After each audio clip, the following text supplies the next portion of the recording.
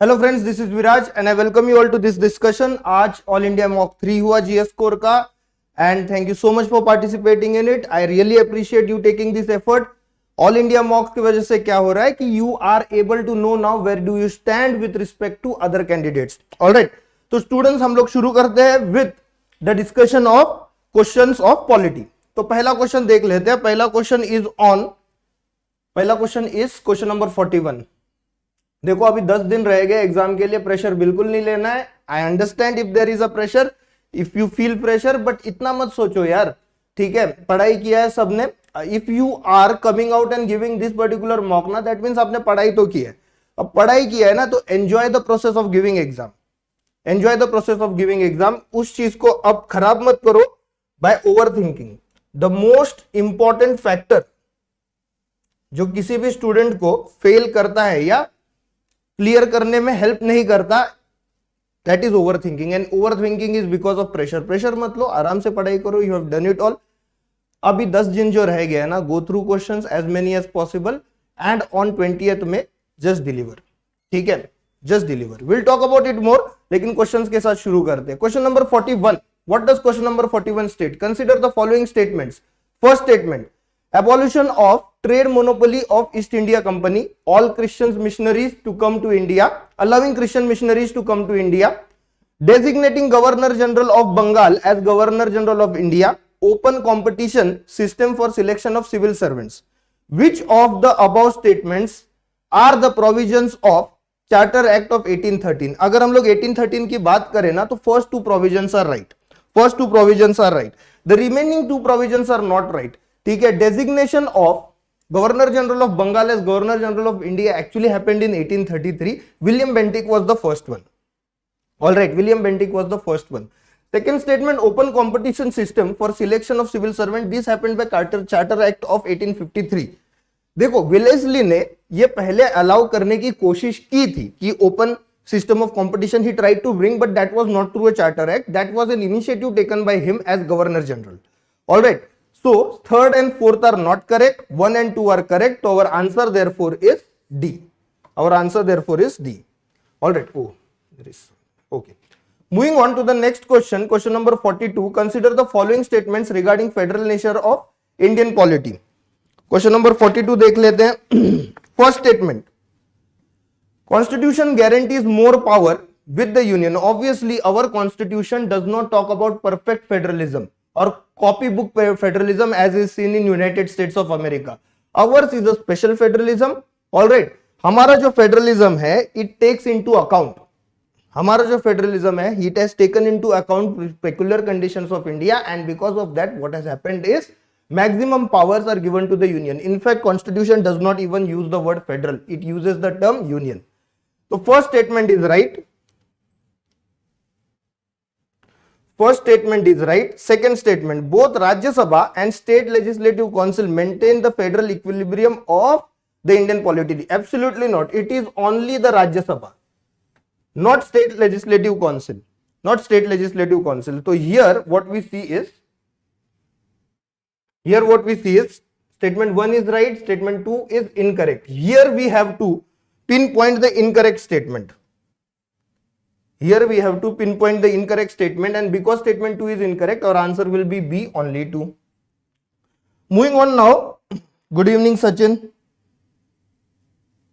Okay, moving on now to question number 53, and thank you, Sachin, for appreciating my teaching skills. Let us go now to question number 43. 43 देख लेते हैं। Question number 43, let us see. What do you find in 43? Consider the following statements with reference to Indian Constitution. Okay, what are the statements? Formation of new states or altercation of its boundaries does not require constitutional amendment under Article 368. Absolutely correct. Absolutely correct. Simple majority से भी हो जाता है। 368 को invoke करने की कोई जरूरत नहीं है। सेकेंड स्टेटमेंट देखो, parliament under article 3 has the power to secede Indian territory to foreign powers. No, this statement is not correct. Supreme Court has held that this can be done by executive action. Parliament का इसमें involve होने की कोई जरूरत नहीं. Executive themselves also can give away Indian territory to a foreign power. Second statement is not correct. Third statement, settlement of boundary disputes between India and a foreign country does not require a constitutional amendment. Obviously, जो discussion हमने second statement के लिए किया था, the discussion that we just had for second statement applies to statement 3. Statement 1 and 3 therefore are correct. Our answer therefore is C.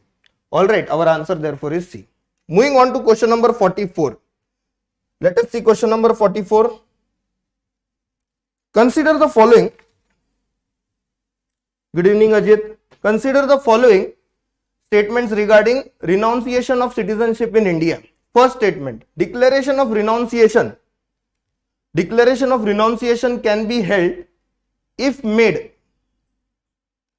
Declaration of renunciation can be withheld if made during a war in which India is involved. Absolutely correct. During the time of war, renunciation, the right to renounce citizenship is at that point of time suspended. All right, the first statement is correct. Second statement, after renunciation of citizenship by an Indian adult, her minor child also loses its citizenship forever. This is not correct.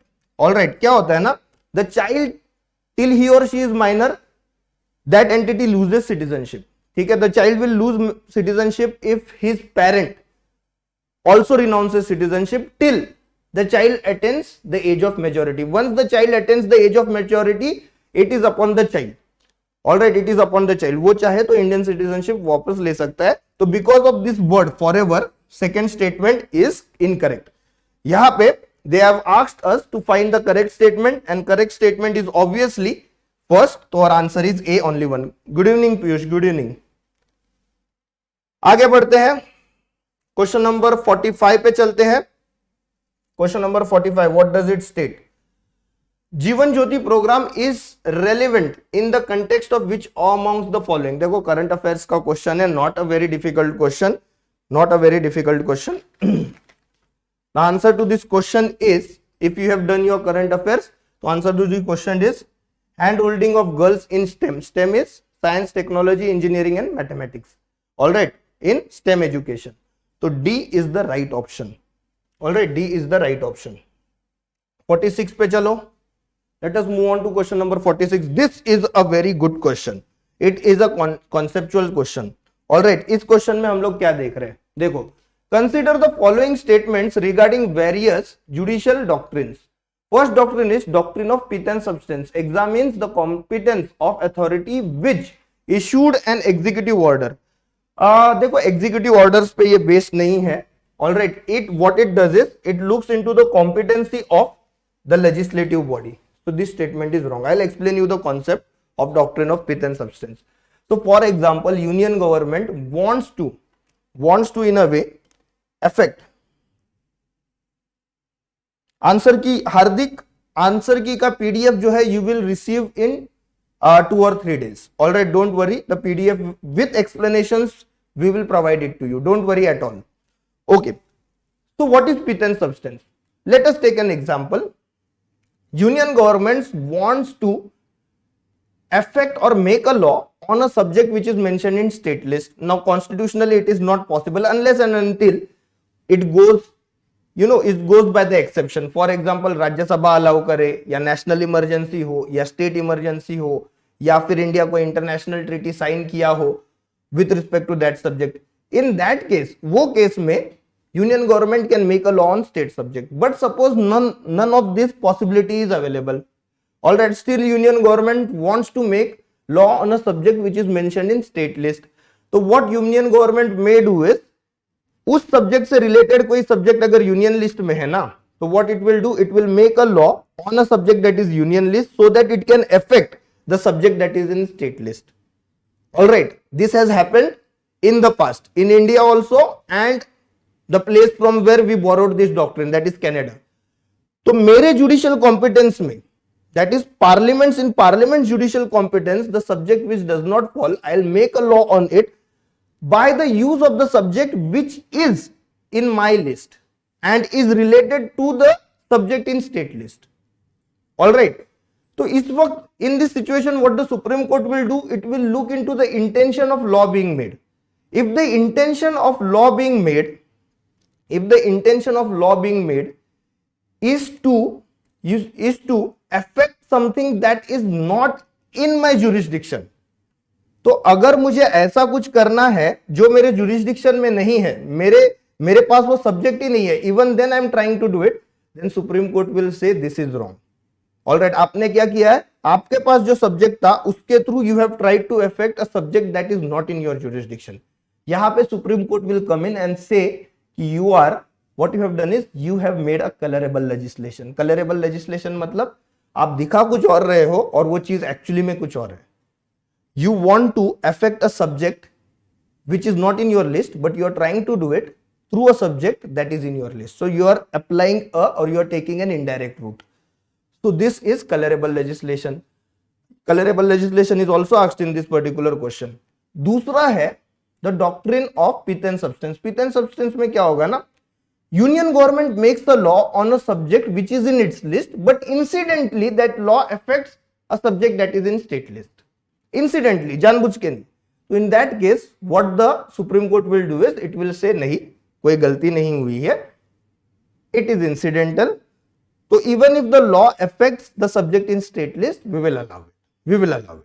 तो that is the difference between pith and substance and colourable legislation. What Supreme court will do is it will first and foremost look into the intention and second it will look into the competency of law making authority. Alright Sandeep, there will be, there will not be a session on CSET. I am sorry for that. CSET पे नहीं होगा session. Okay okay, आगे बढ़ते हैं। Doctrine of colourable legislation is used to check legislative encroachment by union and the state legislature. अभी मैंने समझाया, this is what I just explain it to you, right. Third statement, doctrine of harmonious construction examines the inconsistency between two or more statute or two sections of a particular statute. All right, for example Indian constitution. All right, there might be a dispute on कि भाई fundamental rights important है या directive principles important है। तो in that case what the Supreme Court will say is इस तरह से दोनों को interpret करो, interpret both fundamental rights and DPSP in such a way you don't have to sacrifice one for the other, both can go in together. All right, both can go in together. All right, thank you Rajkumar, thank you for appreciating. So both can go together. तो harmonious construction मतलब है कि if there is a law, ठीक है, जैसे मैं बोल रहा हूं constitution is also a law, so if there is a law and one part of that particular law is by one particular type of interpretation तो लॉ के कई हो सकते हैं, मल्टीपल इंटरप्रिटेशंस हो सकते हैं, ठीक है। तो अगर ऐसा कोई इंटरप्रिटेशन है जो लॉ के एक पार्ट को उसके दूसरे पार्ट से कैंसल आउट करता है, या जैसे फंडामेंटल राइट्स है, so if there is an interpretation where fundamental rights are impacting DPSP in a negative way और DPSP are impacting fundamental rights in a negative way, तो वो इंटरप्रिटेशन हम नहीं लेंगे। हम ऐसा इंटरप्रिटेशन लेंगे जहां पे फंडामेंटल राइट्स और डीपीएसपी साथ में चल सके। That is called the doctrine of harmonious construction. All right, तो second is correct, third is correct और answer will be therefore B. All right, option B will be our answer. Good evening Sandeep, good evening. Next moving on to question number 47। Question number 47 देखते हैं।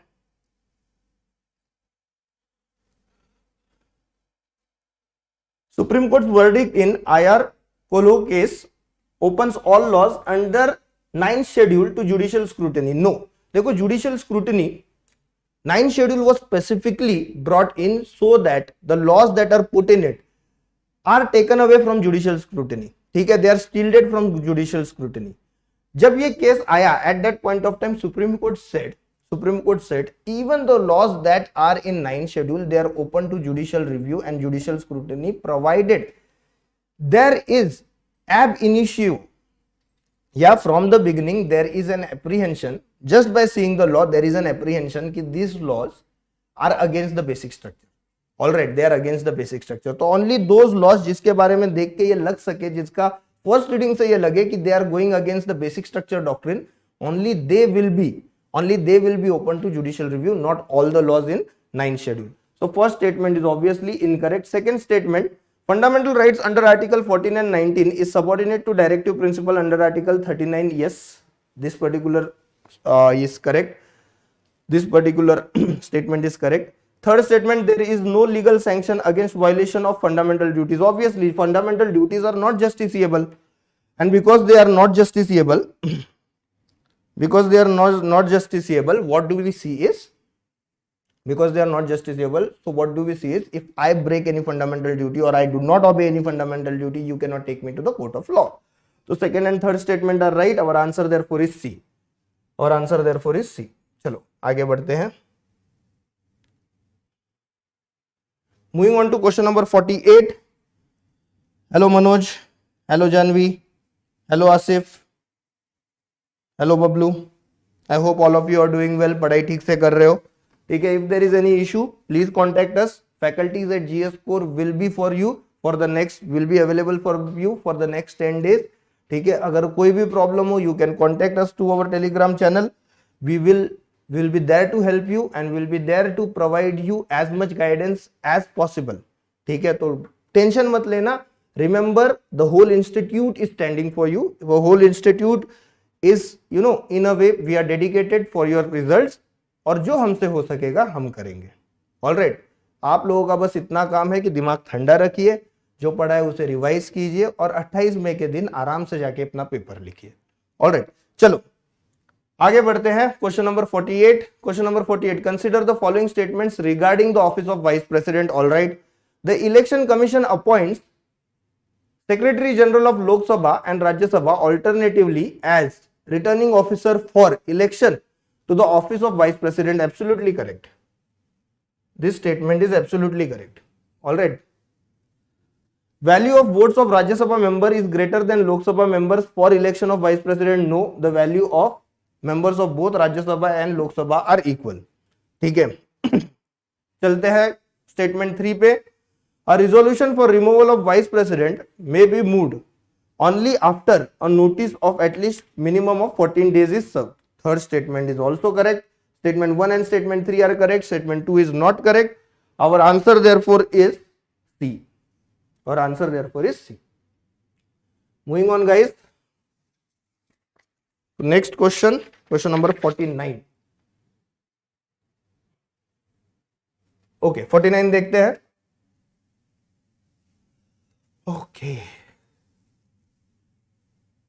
कोई और doubt है polity से related तो you can ask me during this discussion. Don't worry, I will not confine my discussion only to what is been asked.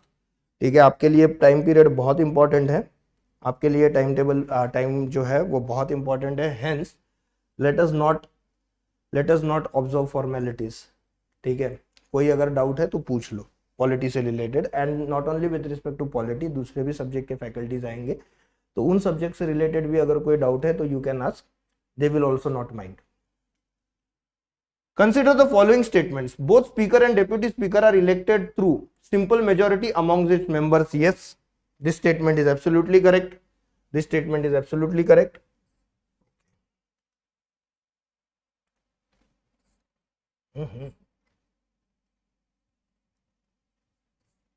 Okay, second statement. No specific qualification has been prescribed for being elected as speaker of Lok Sabha. Absolutely, you have to be the member of Lok Sabha. That's it. आप खड़े हो सकते हो election के लिए, आपको कोई proposer होना चाहिए और कोई सेकेंडर होना चाहिए. ठीक है. Third statement, speaker vacates his her office along with dissolution of Lok Sabha. Not at all. Speaker remains in office till the new Lok Sabha is elected, and the person who is occupying the post of speaker, he or she, वो speaker रहेगा जब तक, alright, till the time, मतलब उस शाम तक speaker रहेगा जिसके बाद दूसरे दिन, सॉरी थोड़ा सा मैं ये हो गया. Okay, I will you know recollect my thoughts. तो speaker will remain in office a day before, till a day before, जब नया लोकसभा असेंबल हो रहा हो. So if new Lok Sabha is assembling on say 14th April, till the evening of 13th April, the speaker of previous Lok Sabha will remain in office. All right. So we are done with third statement also. First and second statement are correct. Third statement is wrong. Our answer therefore is A. Correct answer therefore is A. चलो आगे बढ़ते हैं. आगे बढ़ते हैं question number 50 की तरफ। Consider the following statements regarding motion in parliament. No confidence motion can be moved both in Lok Sabha and Rajya Sabha. Absolutely not. No confidence motion can only be moved in Lok Sabha. Executives are only, now this is another important question they have been asking for many years now. ठीक है, first and last चीज जो अपने दिमाग में छाप लो, इस executives are responsible to Lok Sabha and Lok Sabha only. ठीक है, they are responsible to Lok Sabha and Lok Sabha only. इसी से और एक क्वेश्चन होता है जो पिछले 10 साल में they have asked three times, and what is it? What is the crux of parliamentary system? What is the most important feature of parliamentary system? The most important feature of parliamentary system is executives are responsible to the legislature. All right, executives are responsible to the legislature. चलिए आगे बढ़ते हैं। तो यहाँ पे हम लोग क्या देखते हैं? फर्स्ट स्टेटमेंट गलत है। Second statement, adjournment motion is admitted if admitted leads to setting aside the normal business of the house. Obviously, adjournment motion जब भी आता है, what happens through adjournment motion is आपको सारे काम बाजू में रखने होंगे, साइड में रखने होंगे, and you have to then discuss on the specific topic on which adjournment motion has been brought. तो यहां पे what do we see is first statement is not correct, second is correct, our answer therefore is B, our answer is B. चलो moving on to the next question. Next polity का question है। Next question that will be discuss is on, next question is question number 80 जो हम लोग discuss करेंगे। Okay, question number 80 की तरफ बढ़ते हैं। ओके,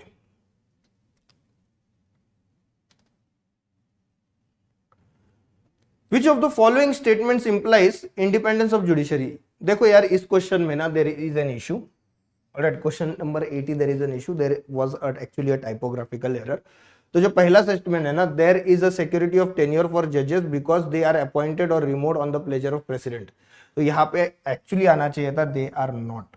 तो this is a typographical error on behalf of the institute, I apologise. ठीक है, इस क्वेश्चन के मार्क जो है आपको दिए जाएंगे। सेकेंड स्टेटमेंट, तो दिस स्टेटमेंट अगर नॉट ना हो तो this statement is obviously wrong. Security of tenure is secured because जजेस को अपॉइंट करने का और रिमूव करने का एक प्रोसीजर है, that we have accepted. All right, and it does not depend upon the pleasure of the president. ठीक है, तो first statement is wrong as it sits in your paper. अगर यहाँ पे नॉट आता तो ये स्टेटमेंट सही होता, but this is typographical error on our behalf. Moving on,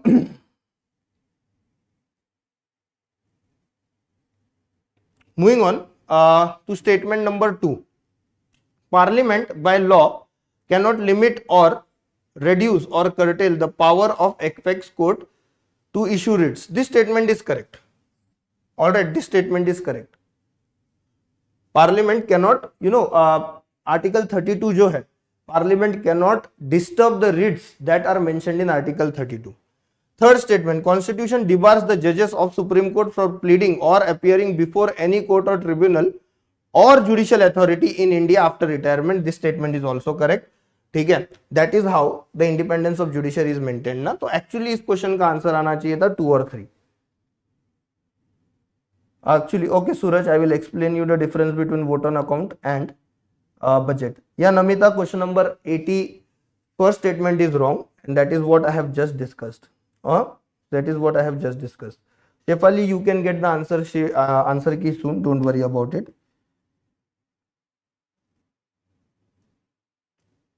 No, Pranjay. Constitutional amendment is not required. All right, constitutional amendment is not required. Don't worry. चलो आगे बढ़ते हैं।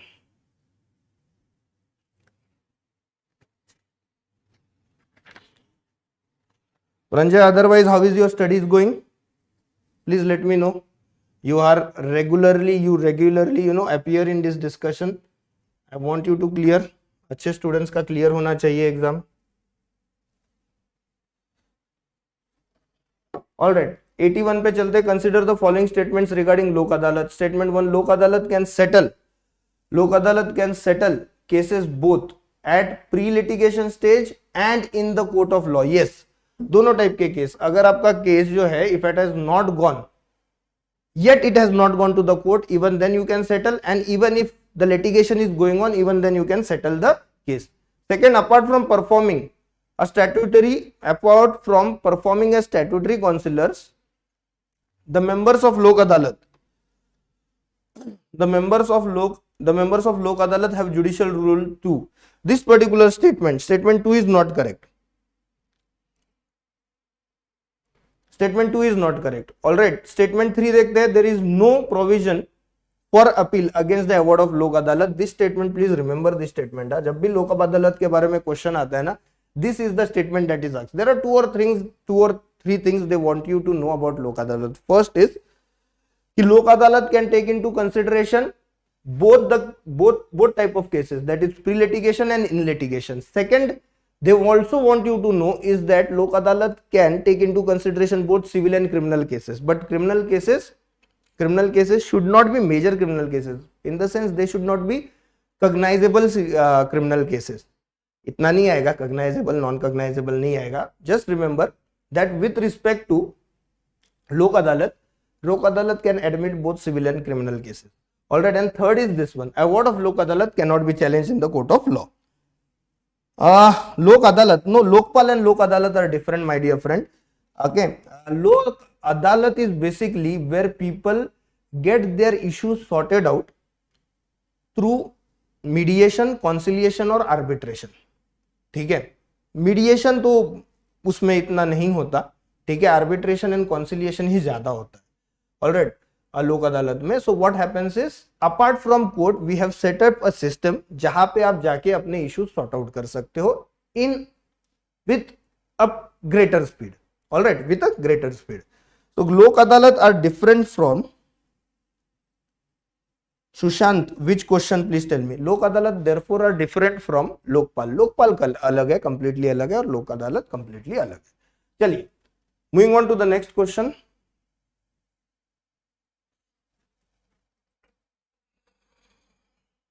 Consider the following statements regarding 74th Constitution Amendment Act.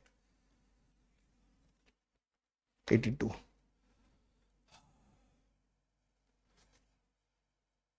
First statement: the nominated members of municipalities have the right to vote in meetings of municipalities. No, they do not. Supreme Court just now, few days ago, has given its decision.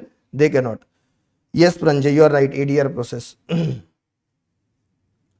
Second statement: the proportion of seats to be reserved for SC/ST to the total number of seats shall be same as proportion of population of SC and STs in municipal areas. Obviously, ठीक है, जो proportion of reservation है, that should be equal to proportion of population of SCs and STs. There is no fixed number कि 35% जो seats है they are for SCs and STs और 10% seats are for SCs and STs. If in a particular urban area the population of SCs is 10%, तो उनको 10% seats का reservation मिलेगा. If the population of STs in urban area is 5%, तो उन्हें 5% का reservation मिलेगा. Alright, चलो आगे बढ़ते हैं. तो first statement is wrong, second is correct, और आंसर इज बी. 83 की तरफ चलते हैं. 83 की तरफ चलते हैं. Consider the following statements regarding legislative relations between center and state. First statement: state legislature cannot broaden its territorial jurisdiction. Obviously, state jurisdiction do not have something called as extraterritorial jurisdiction. That means they cannot make law for something that will happen outside their state. Parliament can do it. Parliament can make law for something that can happen outside India also. Parliament has extrajudicial legislation. State governments do not have. Second statement: both Parliament and state legislature can make. Both Parliament and state legislature. Okay. Sorry. First statement is right ना, मैं वही बोल रहा हूँ, but थोड़ा सा ये हो गया. First statement is right. State legislation cannot broaden its territorial jurisdiction. नहीं broaden कर सकते. वही that is what I was discussing. नहीं broaden कर सकते. Second statement: both Parliament and state legislature can make extraterritorial laws. This statement is wrong, and we have already discussed why. Alright, we have already discussed why. So first statement is correct, second is incorrect, or answer is A. Sushant, question number 80 I will come back to. Don't worry. Okay 84 देखते हैं, let us see question number 84.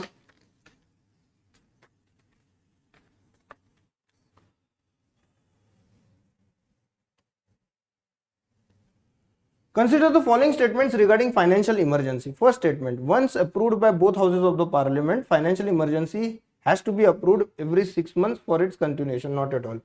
एक बार approve कर लिया then it can remain in operation indefinitely. ठीक है. Second statement, financial emergency allows reduction in the salaries of judges of high court and supreme court. बिल्कुल सही है. Second statement is right. First statement is wrong. Our answer is B. All right, our answer is B. Moving on.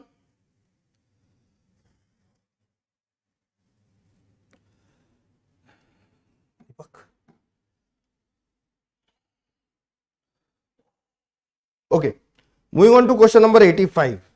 85 पे चलते हैं.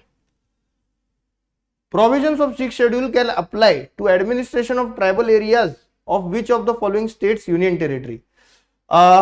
Obviously 6th schedule जो है, 6th schedule जो है that is operational in 4 states only. Which are they? Assam, Meghalaya, Tripura and Mizoram. Assam, Meghalaya, Tripura and Mizoram. Please remember them. These states have been in news lately. आएगा 6th schedule पे पक्का question आएगा, देख लेना इस बार. ठीक है, 6th schedule पे पक्का क्वेश्चन आएगा.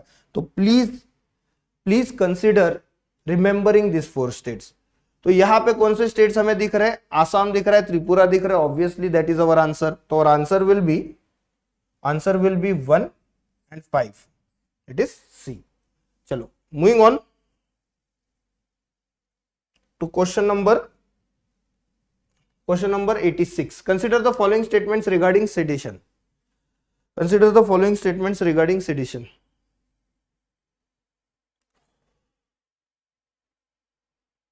Sedition law, originally drafted by Macaulay, was part of Indian Penal Code enacted in 1860. Okay, sedition law basically was not drafted by Macaulay.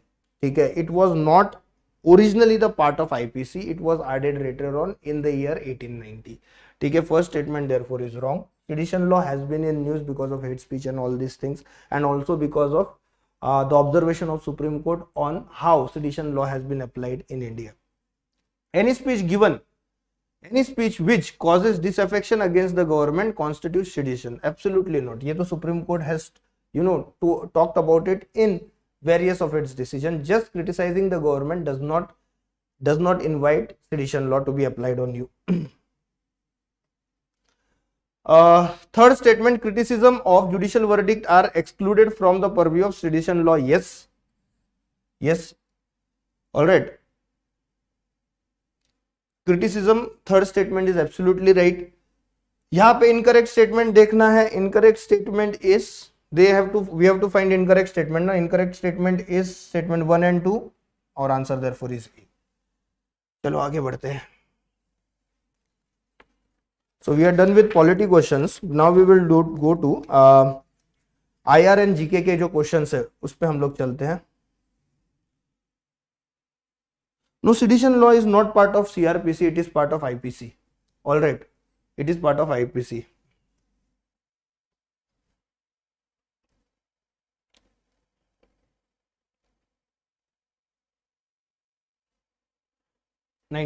Question number 92.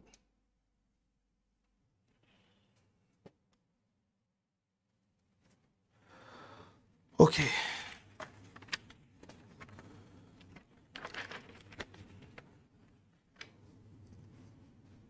Consider the following statements.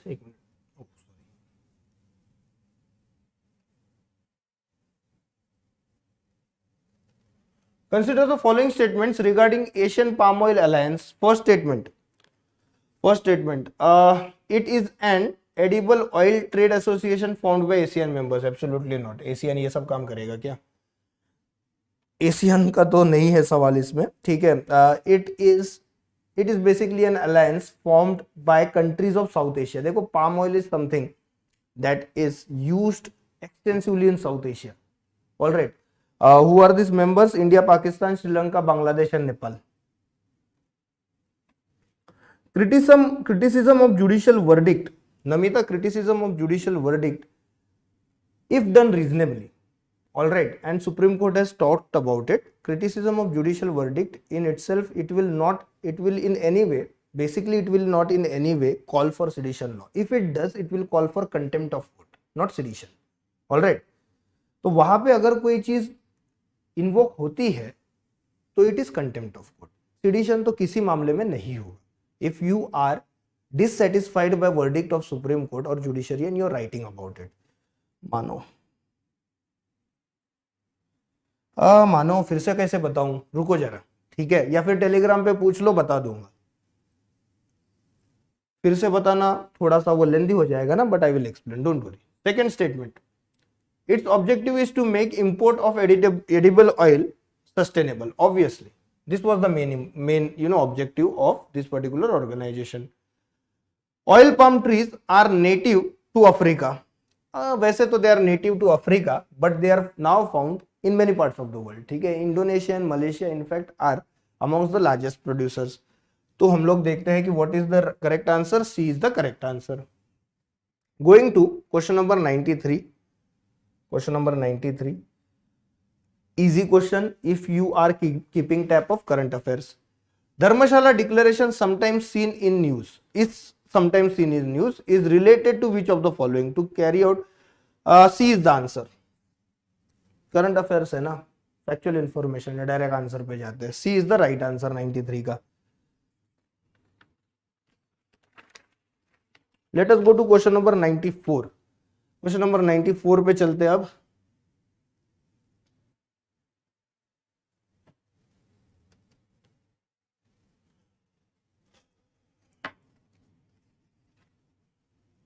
Which of the following statements is are correct regarding recently released World Social Protection Report? First statement, it is the biennial report released jointly by United Nations Economic and Social Council and World Economic Forum. No, this particular report, my dear friends, it is released by ILO. All right, देखो इस type के questions में ना, with respect to questions like this, reports or any other things, if it is an international report, focus on which agency has authored that particular report, what was the objective of that particular report, and what are the key findings. Don't get into the details, what are the key findings, revise them. ठीक है, if it is Indian report, तो जहां पे agency है ना, वहां पे ministry देखो. All right, which ministry had set up a particular committee or something like that for the purpose of that report to be made. Look into it.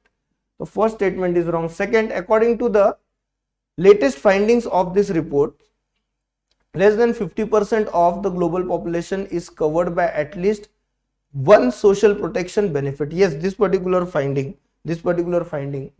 of the report is correct. First is wrong, second is right. First statement is wrong, second statement is right. Our answer is B. 95. Let us now move on to question number 95.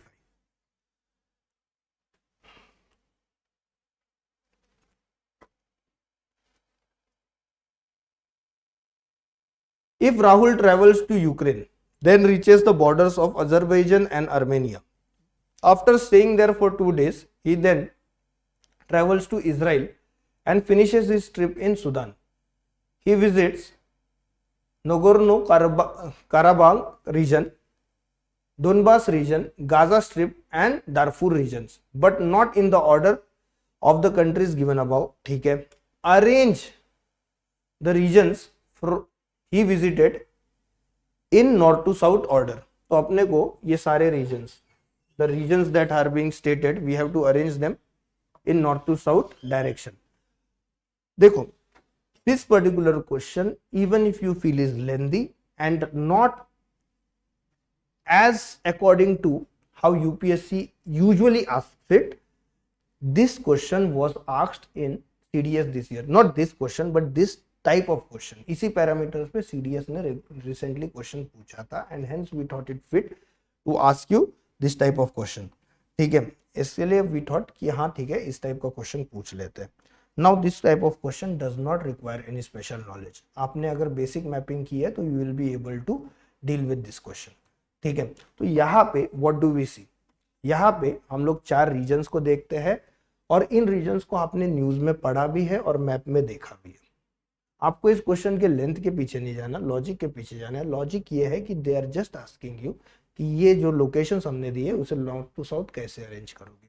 तो सबसे पहले north में Donbas आएगा। Why? Because it is located on the borders of Ukraine and Russia. ठीक है, this is located in the borders of Ukraine and Russia. Second region obviously will be NK region. Why? Because this is the region जिसके basis पे fight चल रहा है between Azerbaijan and Armenia. All right, third will be Gaza Strip and fourth will be Darfur which is located in Sudan. All right, तो our answer will be D 2 1 3 4। चलो आगे बढ़ते हैं फिर से। Question number 96 regarding eastern economic forum consider the following statements. It is a joint initiative of Russia and European Union for establishing and strengthening ties within the Russian and global investment communities. Absolutely not. European Union क्यों मदद करेगा Russia की? ठीक है, absolutely not. This is initiative by Russia itself so that it can get investment for the development of its Far East region, जो बाकी country के हिसाब से कम डेवलप्ड है because of its harsh weather conditions. Now remember, India is also one of those countries which has invested in Far East region of Russia through this forum. All right, through this forum. Second, its primary objective is to increase FDI in Russia's Far East. Yes, and we have done it. India has done it. India, in fact, was one of the first countries. The first statement is wrong. Second statement is correct.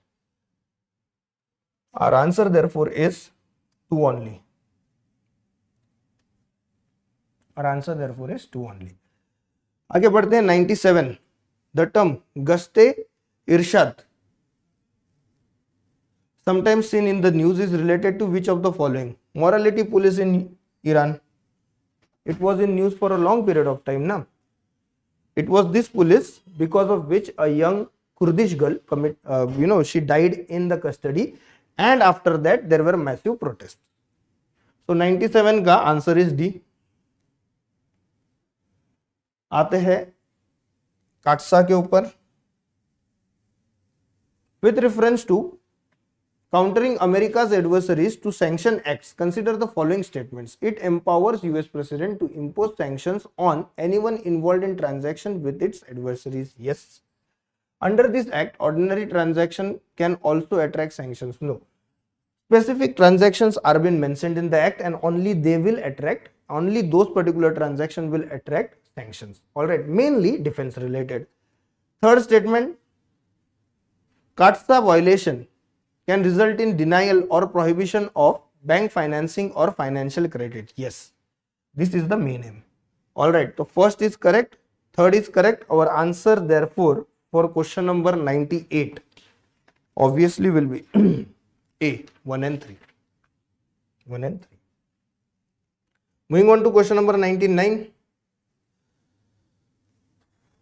Question number 99 देखते हैं।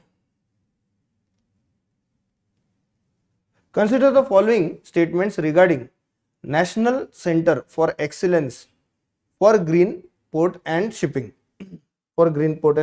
First statement, it's India's first port center which is a collaboration between Ministry of Port, Shipping and Waterways and the Energy and Resource Institute. Yes, statement is absolutely correct. Second, it will work under the framework of Sagarmala project and develop an alternate technology adoption roadmap for green shipping. Second statement is also correct और answer therefore देखते हैं अगले आगे भी statements है ही क्या, नहीं, both statements are correct ना, तो और answer will be C, 1 and 2. चलो लास्ट क्वेश्चन देखते हैं।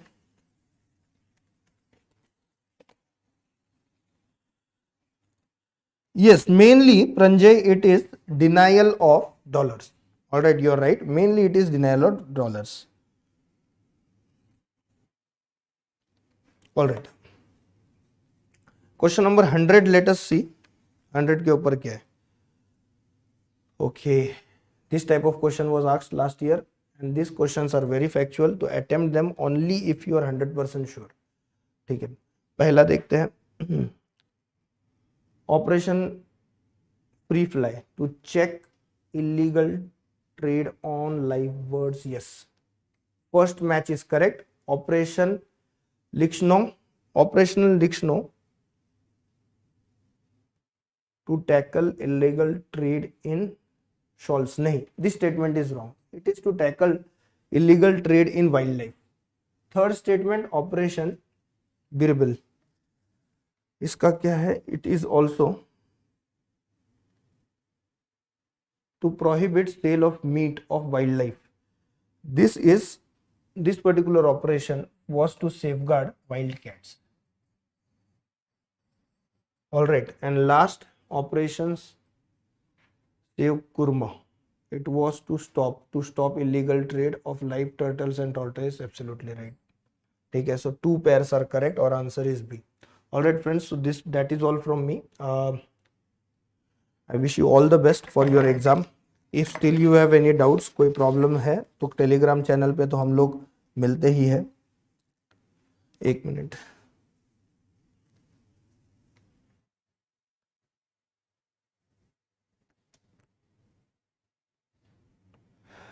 आ 98 में ना third statement is right. All right Pranjay, third statement is right. ठीक है, इट डज नॉट से कि हम लोग डॉलर्स में ट्रांजैक्शन को रोकेंगे.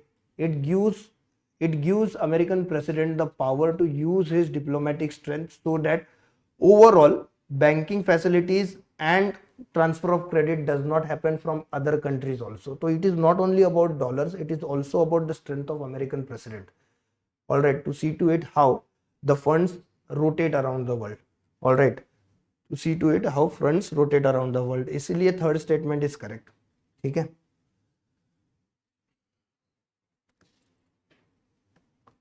मैंने कब बोला थर्ड स्टेटमेंट ये है? मैंने तो बोला थर्ड स्टेटमेंट सही है, मैंने बोला कि सेकंड स्टेटमेंट इज रॉन्ग. ठीक है, so that's all from me. Thank you guys for being part of this discussion. दिमाग ठंडा रख के पढ़ाई करो, you will do well. You have studied. In the next 10 days don't study anything new. Baki, rest of the faculties also will help you. Now Siddharth sir will join you and he will take care of the subject of geography. ठीक है, geography में जो भी doubts हो apart from what has been asked, you can ask him. He will definitely help you. Thank you.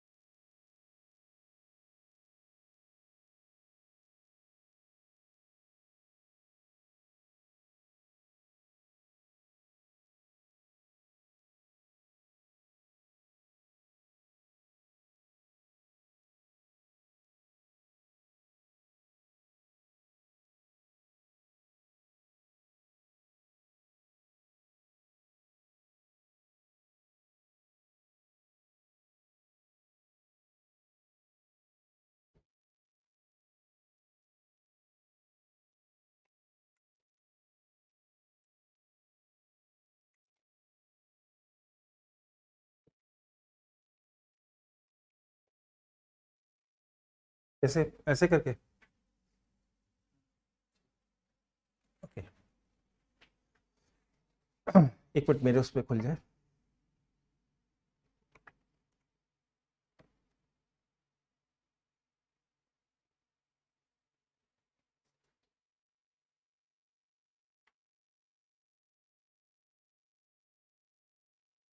आवाज आ रही है मेरी?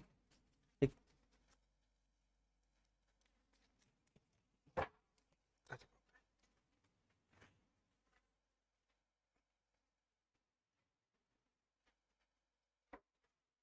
नहीं, मेरे में क्यों नहीं चल रहा जी? तो इंटरनेट का कनेक्शन चेंज करा है क्या?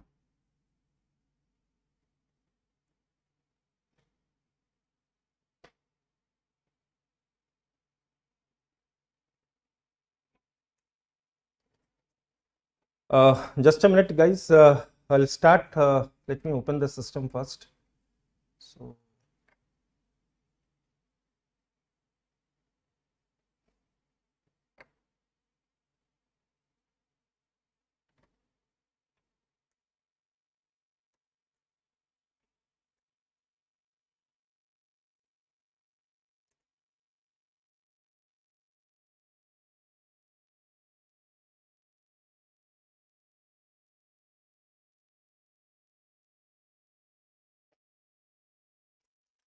So we will move to question number 51. Okay, and I hope you people enjoyed geography questions. कैसे लगे आपकी बार के ज्योग्राफी के क्वेश्चंस आपको? थोड़ा सा मैंने कंसेप्चुअल साइड पे रखे थे question instead of making them more inclined towards the factual part. Okay, so I hope questions इस बार आप लोगों को कंसेप्ट ओरिएंटेड ज्यादा दिखाई दिए होंगे. ओके, इजी थे, ऐसा नहीं था कि क्वेश्चंस के अंदर में कोई बहुत ज्यादा बहुत टेक्निकलिटी उसके अंदर में ऐड कर रखी थी. Questions were relatively simple, but थोड़ा सा ये है कि आपका पढ़ने का तरीका कैसा है वो थोड़ा सा इवेल्युएट हो जाता है कि आप सही तरीके से चीज को पढ़ रहे हैं या आप सही तरीके से नहीं पढ़ रहे हैं. Okay, so this is the question number we have 51 number question, and if you can see to this 51 number question, the question was which of these nations lies both in northern hemisphere and southern hemisphere. Okay, मतलब कई बार ऐसा होता है कि we study about tropic of we study about the equator कि भाई equator कहाँ कहाँ से पास हो रहा है और हम इन सब चीज़ों के बारे में पढ़ लेते हैं. बट हम कई बार ये आइडिया भी जो होता है कि नॉर्दर्न हेमिस्फीयर और सदर्न हेमिस्फीयर में कौन कौन से ऐसे कंट्रीज हैं जो नॉर्दर्न हेमिस्फीयर में हैं और कौन कौन से ऐसे कंट्रीज हैं जो नॉर्दर्न हेमिस्फीयर और सदर्न हेमिस्फीयर दोनों में है. ओके, सो अगर मैं पूरी लिस्ट ऑफ द नेम बताऊं आपको, तो लिस्ट ऑफ द नेम के अंदर में अगर हम साउथ अमेरिका की बात करें तो if you look to the South America then we have Ecuador, we have Colombia, we have Brazil. So Ecuador, so Brazil is there. Okay, just a minute. Okay, so we have this one. Which of these nations lies both in northern hemisphere and southern hemisphere? तो अगर हम south America की बात करें, north America का तो possibility नहीं है कि we can have any of its part in both the hemisphere. So अगर हम साउथ अमेरिका की बात करें तो साउथ अमेरिका के अंदर में हमारे पास 3 ही कंट्रीज आते हैं जो which lies both in northern hemisphere and southern hemisphere. So that comes to be Ecuador, we have Colombia and Brazil. So Ecuador is not given, Colombia is not given. Now we have the only one that is left here is a Brazil. So this is right, so we can choose this one. Now it's not about that only the Brazil is in the list. If we go into the Africa, then we will find that Gabon, we have a country Gabon, we have a country Congo, we have a country Democratic Republic of Congo, we have a Uganda, we have a Kenya, and we have a Sao Tome. Okay, so these are the countries which are the and Somalia also there.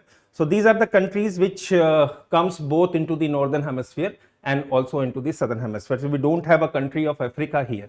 So we don't have any country of the Africa here which is a part of both northern hemisphere and southern hemisphere. Okay, so next we will look to the remaining other countries. So we have Maldives, remaining other countries we have Maldives, and we have Indonesia, and then we can have Kiribati also, which lies both in northern hemisphere and southern hemisphere. So we are having this answer choice about the Maldives. So Thailand and Morocco do not comes both in northern hemisphere and southern hemisphere. So your answer choice will be option A in this case. Okay, so this is going to be your answer choice in this case. Okay, any doubt guys? Now the next question that we have is second number question that we have in this one, 52nd number question, that is a major tectonic plates that converges on West Asia. Now this is also called to be as a West Asian convergence. We call it to be as a West Asian convergence also. So major tectonic plate that converges on the West Asia. Okay, so we call it when we are studying about the plate tectonics, जब हम plate tectonics के बारे में पढ़ रहे होते हैं. Okay, so मेरे ख्याल से आपने प्लेट्स कहाँ हैं वो भी आपने एक मैप की लोकेशन पे ध्यान देते हुए मेरे ख्याल से आपने स्टडी करा होगा. अगर आपने मैप के साथ प्लेट्स को स्टडी नहीं करा है तो चांसेस ये हैं कि आप अगर मैप से कनेक्ट करके या लोकेशन से कनेक्ट करके वो क्वेश्चन पूछ लेगा तो चांसेस ये होंगे कि आप मिस कर जाएंगे. तो जब हम प्लेट टेक्टोनिक्स पढ़ते हैं तो यहाँ पे एक हम कॉन्सेप्ट को पढ़ते हैं that is called to be as a West Asian convergence. And in this West Asian convergence, we have the regions where 3 plates meet each other. We have an African plate from one side, we have a Eurasian plate from the other side, from the southern side, and from the, we have African plate from the southern side, we have a Eurasian plate from the northern side, and in between we have a sandwich plate that is called to be as a Arabian plate. So converges on the West Asia. So Indian plate do not have any connection with the West Asian convergence. So this is not going to be, we will not choose this one. So this is not at all going to be in the regions of West Asia. Yeah, African plate is there, this is there, and Arabian plate is there, and along with this African plate and Arabian plate will take a Eurasian plate also, but this is not given into your option. So these are the two plates which you will find as a part of your answer, that is the African plate and the Arabian plate, and which is the third one is Eurasian plate, generally known to be as a West Asian convergence. Okay, so African and Arabian plate. Now you may be aware some more details, because if you look to the Arabian plate, it is moving northward, and Arabian plate is moving northward into Anatolian plate. You may be aware about this one, because recently we have seen the earthquake or seismic activities into the regions of the Turkey. Okay, and and to the east you will find that there is a fault, strike slip fault is there, that is Anatolian fault.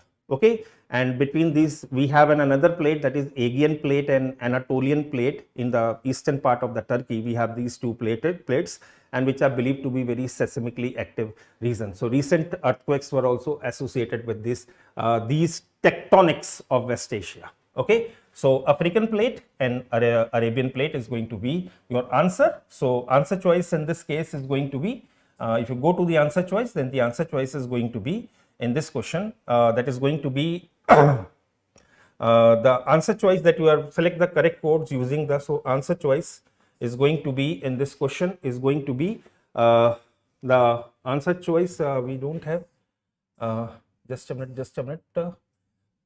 this is a question 52 major tectonic plates. So we have African plate and Arabian plate. So second and third is going to be your answer choice, and in this case this is option A is going to be your right answer. Okay, now the next question is related to about the solar system, and about the various characteristics of the solar system. You may have heard about the Oort cloud. Actually it is pronounced as SOT, so you can call it to be as a Oort cloud. So you know that we have a planets, and after that we have a Kuiper belt, and then we have a Oort cloud. So it consists of icy bodies. It is icy debris which are surrounding the solar system, because more is the distance from the sun, less is going to be the temperature. And the important characteristics about the Oort cloud is that it surrounds the solar system from all the sides. Okay, it surrounds the solar system from all the sides. So therefore the comets which are coming from these Oort clouds may come from any direction. From the Kuiper belt they come from a definite direction, but from the Oort cloud they can come from any direction. So this is a basic difference, because Oort cloud and Kuiper belt is sometimes called to be as a nurseries of the comet. Okay, and they are at the fringes of at the outer margins of our solar system, and because they are at the outer margins of the solar system, that is why the temperature is going to be very less. So icy debris surrounding the solar system, that is called to be as a Oort cloud. Okay, you may have studied about the Oort cloud के बारे में कभी पढ़ा है आप लोगों ने?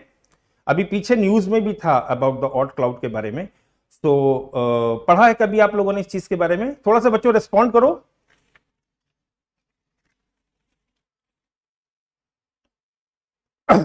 थोड़ा सा रेस्पॉन्स करेंगे तो पता चलेगा कि कुछ पढ़ा है या नहीं पढ़ा है. किसी का कोई मैसेज नहीं आ रहा है अभी. Okay, now the next question we will move towards is a 54 number question. So 54 number question, the duration of the day and night on earth is altered or affected due to which of the following factors? So obliquity of the earth and its revolution around the sun. So do you know about the obliquity? मुझे बताइए obliquity का मतलब क्या है? What is the meaning of obliquity? Okay, when we use this word obliquity, then what is the meaning of obliquity? Obliquity. Okay, obliquity is actually a representative of axial tilt. So axial tilt of our earth is at present we take it to be as a 23.5, but this axial tilt presently we take it to be as a 23.5, but our axial tilt may vary to 24.2 and it may go back to 22.2. So this is a variation in our obliquity, not in a year cycle. We don't find any such variation. It takes a long-term cycle to show these changes in the obliquity. So obliquity will determine the length of the day, obviously, because the angle of incidence is going to be decided by the obliquity also, and the percentage of the latitude which is going to face the sun in a circle of illumination, that is also going to be decided by the obliquity. So in that case, the obliquity of the earth and its revolution around the sun. So duration of the day and night on the earth is altered or affected due to which of the following? Obliquity, yes, obliquity will affect. Polar bulge, we don't have any such connection with the polar bulge because that do not seems to be connected with the duration of the day. Okay, that is means okay, so there is no connection with the duration of the day. And refraction of the light by the atmosphere. You know that Q light, you may have heard about the word Q light. So Q light also, and the Q light depends upon the refraction which is coming, because you generally experience the daylight before the rise of the sun above the horizon. So that Q light that you experiences is a result of the refraction which is done by the atmosphere. So this is also right. So first and third will be your answer choice. So option A is going to be the correct option in this case. Okay. So Abhinav Tiwari, you can contact our admin here, and he will send you the question paper. Just contact with him, then he will send you the question paper related to this one. Okay. So the next question, consider the following statement that we have. Okay. The next question is, consider the following statement. At a given apparent position of a sun in a sky, all the places of the same longitude receive the same amount of solar radiation. This is perfectly wrong, because it all depends upon to the angle of incidence, and it also depends upon to the circle of illumination.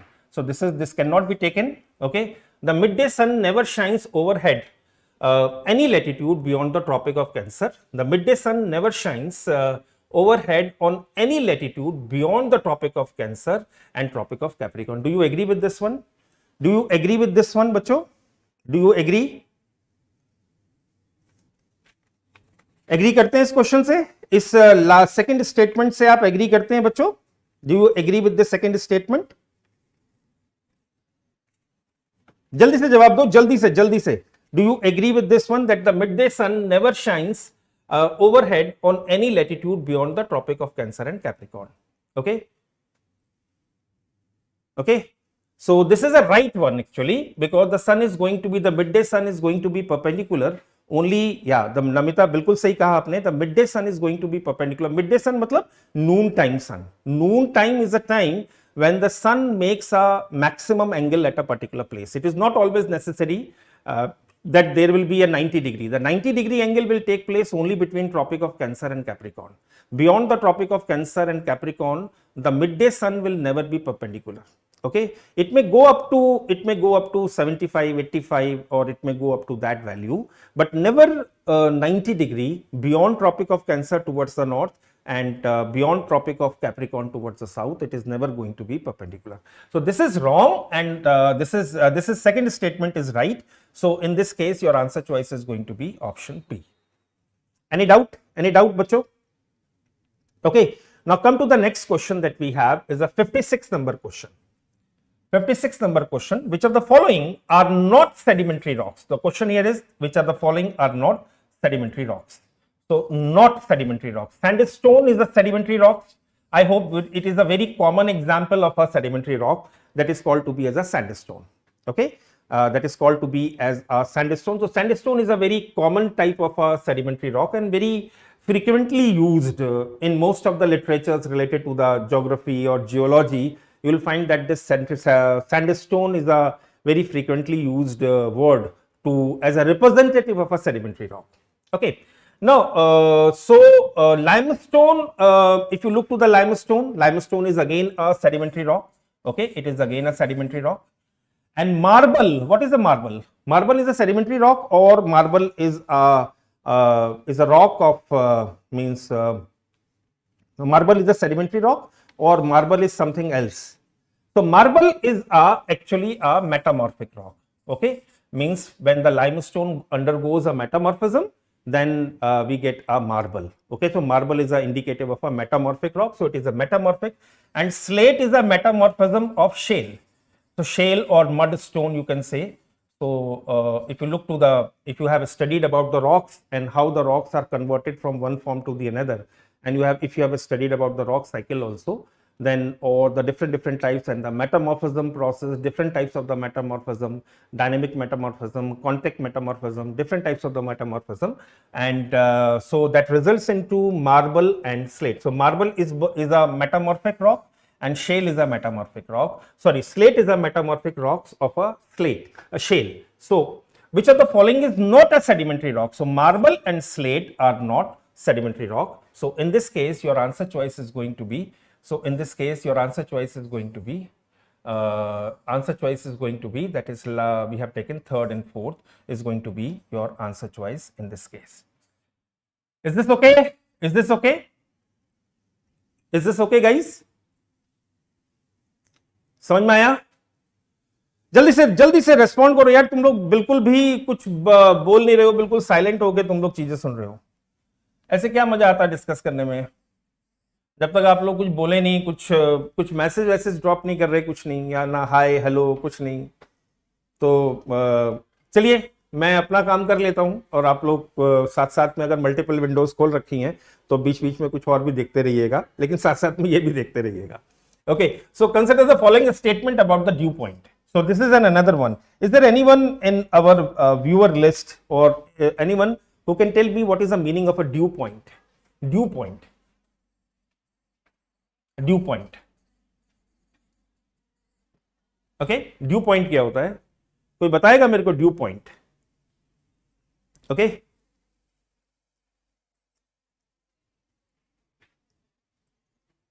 पता नहीं मेरे पास ही message late आ रहा है या फिर system में ही कुछ issue है. सो ड्यू पॉइंट का मतलब क्या होता है? ड्यू पॉइंट अगर हम देखें क्वेश्चन में क्या है, पहले तो हम क्वेश्चन देख लेते हैं. Dew point is a temperature at which the atmosphere is saturated with the water vapour. Okay, so do you agree with this one? Atmosphere is saturated with the water vapor. Yes, that is okay. There is no problem in that because dew point is a temperature when the air parcel or the air reaches to its saturation value. Okay, so always remember, if we have a more air if we have a more moisture in a parcel of the air, then the dew point will come at a higher temperature. Okay, means you need not to cool the air sufficiently because it can easily reach to a dew point. It is likely to reach a dew point easily, and even at a higher temperature it can reach to a dew point. There is no issue in that. Now, so dew point gives an indication of the humidity. Yes, you can say that dew point is an indicator of the humidity because if the dew point temperature is higher, it means the humidity means dew point temperature is higher. It means that the air is relatively saturated, and or it is near to its saturation value. And if the dew point is low, then or very less temperature is required for a dew point, then you can say that the air is relatively dry. So that is also an indicator. So this is right. There is no problem in this. This is right. There is no problem in this. In this one, this is right. This is right. Higher dew point temperature means that there will be less moisture in the air. Okay. So higher dew point temperature means that there will be a less moisture in the air. No, this is opposite. Okay. Because higher dew point temperature means that there is a more moisture in the air. There is a more moisture in the air. So this is wrong. So your answer choice is going to be option C in this case. This point is clear. This point is clear. This point is clear. Okay. Now come to this one. Now the next question that we have is grape cultivation. Grape cultivation is a specialty of a Mediterranean region, and what climatic conditions in the Mediterranean region support this? Okay. Now the question is what climatic condition? Okay. Always remember what climatic conditions of the Mediterranean region supports it. Okay, so long growing season from moderate to warm temperature, that is okay because grape requires such a condition. Okay, and that is why this particular region is also famous for a wine. Okay, you may be aware about this one. All the regions around the Mediterranean and even into the California also, these regions are very good in terms of a wine or in terms of a grape. So many fruits cultivation generally take place. And during the winter time, I tell you, these regions are very dominant because during the winter time there is a very huge demand of their fruits and vegetables into the European market. So that is also well adjusted with the demand of the European regions. Okay, so long growing season, that is okay, there is no problem. So very low precipitation, no, very low precipitation is going to be detrimental to the grapes. Okay, if the precipitation is less, then it will not support the grape. So I tell you one thing, that here in Mediterranean region you don't get much precipitation. Winter precipitation may not exceed more than 70 centimeters, 70 or 75 centimeter, because most of the precipitations are the result of temperate cyclones which are passing into this particular region, because this is a region also where we experiences so much of the occurrences of our temperate cyclones. Okay, so it do not, and even the westerly is also bringing a rainfall out here, and because the cold air masses from the European side and the westerlies in this region, they converges and they give rises to a temperate cyclones in this regions. So you do not get much precipitation, that's okay, there is not much precipitation, but when it said very low precipitation in the context of the Mediterranean Sea, then it is wrong. Okay, because if the precipitation is low, then it is not going to support the cultivation of the grapes or a grape cultivation. Okay, so this is not going to be the right statement in this case, but here you can add on that there is a 70 centimeter, but this 70 centimeter is not sufficient here. Okay, for a grapes 70 centimeter of the rainfall is not sufficient. So good irrigation, because these people have tend to irrigate their farms. So good irrigation, canals and other forms of the irrigations are very dominant in this region, and that supports the grape cultivation. So as per the demand of the question, this statement is wrong. So your answer choice is going to be only option A. Okay. Now come to the next one. Which of the following is or are major coral reef areas identified for intensive conservation management in India?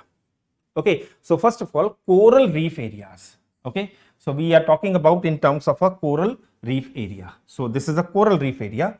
So we need to answer the question in the context of a coral reef area. Okay, so we'll look to this one, which are the coral. So Gulf of Kutch, if we look to the Gulf of Kutch, okay, and then we take to the Andaman Nicobar Islands, Sundarban. Sundarban is not actually associated with the coral reefs, because the muddy water here in this region do not support the growth of the corals. You may have studied about this one, that the muddy water or the corals do not tend to grow at the mouth of the river. Okay, so Sundarban is not going to be your, in any case, the Sundarban is not going to be a regions of the coral reef. So you can eliminate the option, this one, third one. So if you eliminate the third one, then D is eliminated and A is eliminated. Okay, now you come to this Bhitar Kanika. Okay, so if you look to the Bhitar Kanika, then you will find that in the case of a Bhitar Kanika is also not a coral reef area. Okay, it is not a coral reef area, it is rather a mangroves area.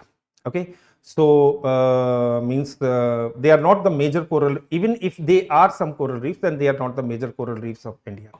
So generally the coral reefs you will find Gulf of Kutch, and then we have Andaman Nicobar Islands is there, and then Gulf of Mannar. So in this case, your answer choice will be 1, 2 and 4, and your in this case, this is going to be option C is going to be your answer. Okay, now come to the next question. बच्चों एक चीज मैं आपको बता रहा हूं, अगर आपकी ज्योग्राफी अच्छी है और अगर आपने ज्योग्राफी को ढंग से पढ़ा है, तो केवल आप ज्योग्राफी का केवल कनेक्शन केवल आपके पेड़ पहाड़ या इन सब से नहीं होता। ज्योग्राफी को कई लोग जो होते हैं ना बड़े गलत तरीके से पढ़ते हैं, क्योंकि ज्योग्राफी को केवल एक फिजिकल ज्योग्राफी मान लेते हैं कि हमने केवल माउंटेन्स के बारे में पढ़ना है, हमने या केवल रिवर्स के बारे में पढ़ना है, या नेशनल पार्क के बारे में पढ़ना है, या फिर क्लाइमेट्स के बारे में पढ़ना है, बस ये ज्योग्राफी। ये ज्योग्राफी का एक बहुत छोटा कंपोनेंट है जिसको फिजिकल ज्योग्राफी कहते हैं। लेकिन अगर आप किसी भी इंटरनेशनल रिलेशंस को एनालाइज करके देखेंगे तो आपको वहां पे ज्योग्राफी मिलेगी, दैट द ज्योग्राफिकल फीचर्स और the geographical position of that nation is ultimately playing a very important role in deciding the temperament of the foreign policy. Temperament of the foreign policy, you will find that much of the temperament of the foreign policy is based on the geographical locations. Okay, so जितने भी shipping roots हैं वो भी ultimately एक geography का ही part है. हम smart cities की बात कर रहे हैं, वो भी एक अल्टीमेटली ज्योग्राफी का पार्ट है. ओके, सो ज्योग्राफी में जब भी आप पढ़ते हैं तो केवल उसको फिजिकल ज्योग्राफी मत मान के चलिएगा. अगर आप ये मिस्टेक करते हुए चल रहे हैं कि केवल उसको एक फिजिकल ज्योग्राफी के तरीके से ट्रीट कर रहे हैं, then you will never understand the true flavour of geography. और अभी क्या हो गया है कि बहुत सारे लोग क्या होते हैं कि भाई ज्योग्राफी के बहुत सारे ऐसे एरियाज हैं जिनको दूसरे सब्जेक्ट्स के अंदर में डाल देते हैं. ये मैंने ही नहीं कहा, बहुत सारे और भी हमारी फील्ड के अंदर में जो ज्योग्राफी पढ़ा रहे होते हैं उन लोगों ने भी कई बार ये कहा है इस चीज़ को लेके कि भाई जो एरियाज ज्योग्राफी के हैं, तो अल्टीमेटली जब पेपर को बनाया जाता है, जब पेपर का डिमार्केशन दिखाया जाता है कि तो ज्योग्राफी से कम कर दिए जाते हैं बाकी सारे एरियाज जो होते हैं, तो वो ऐसा नहीं है. बिकॉज ज्योग्राफी को समझना बहुत जरूरी है. ज्योग्राफी है क्या, इसको समझना बहुत जरूरी है. ओके, और ज्योग्राफी एक ऐसा सब्जेक्ट है कि आप, इट्स नॉट अ सब्जेक्ट कि आप उसको मगअप करें, उसको रट्टा मारें.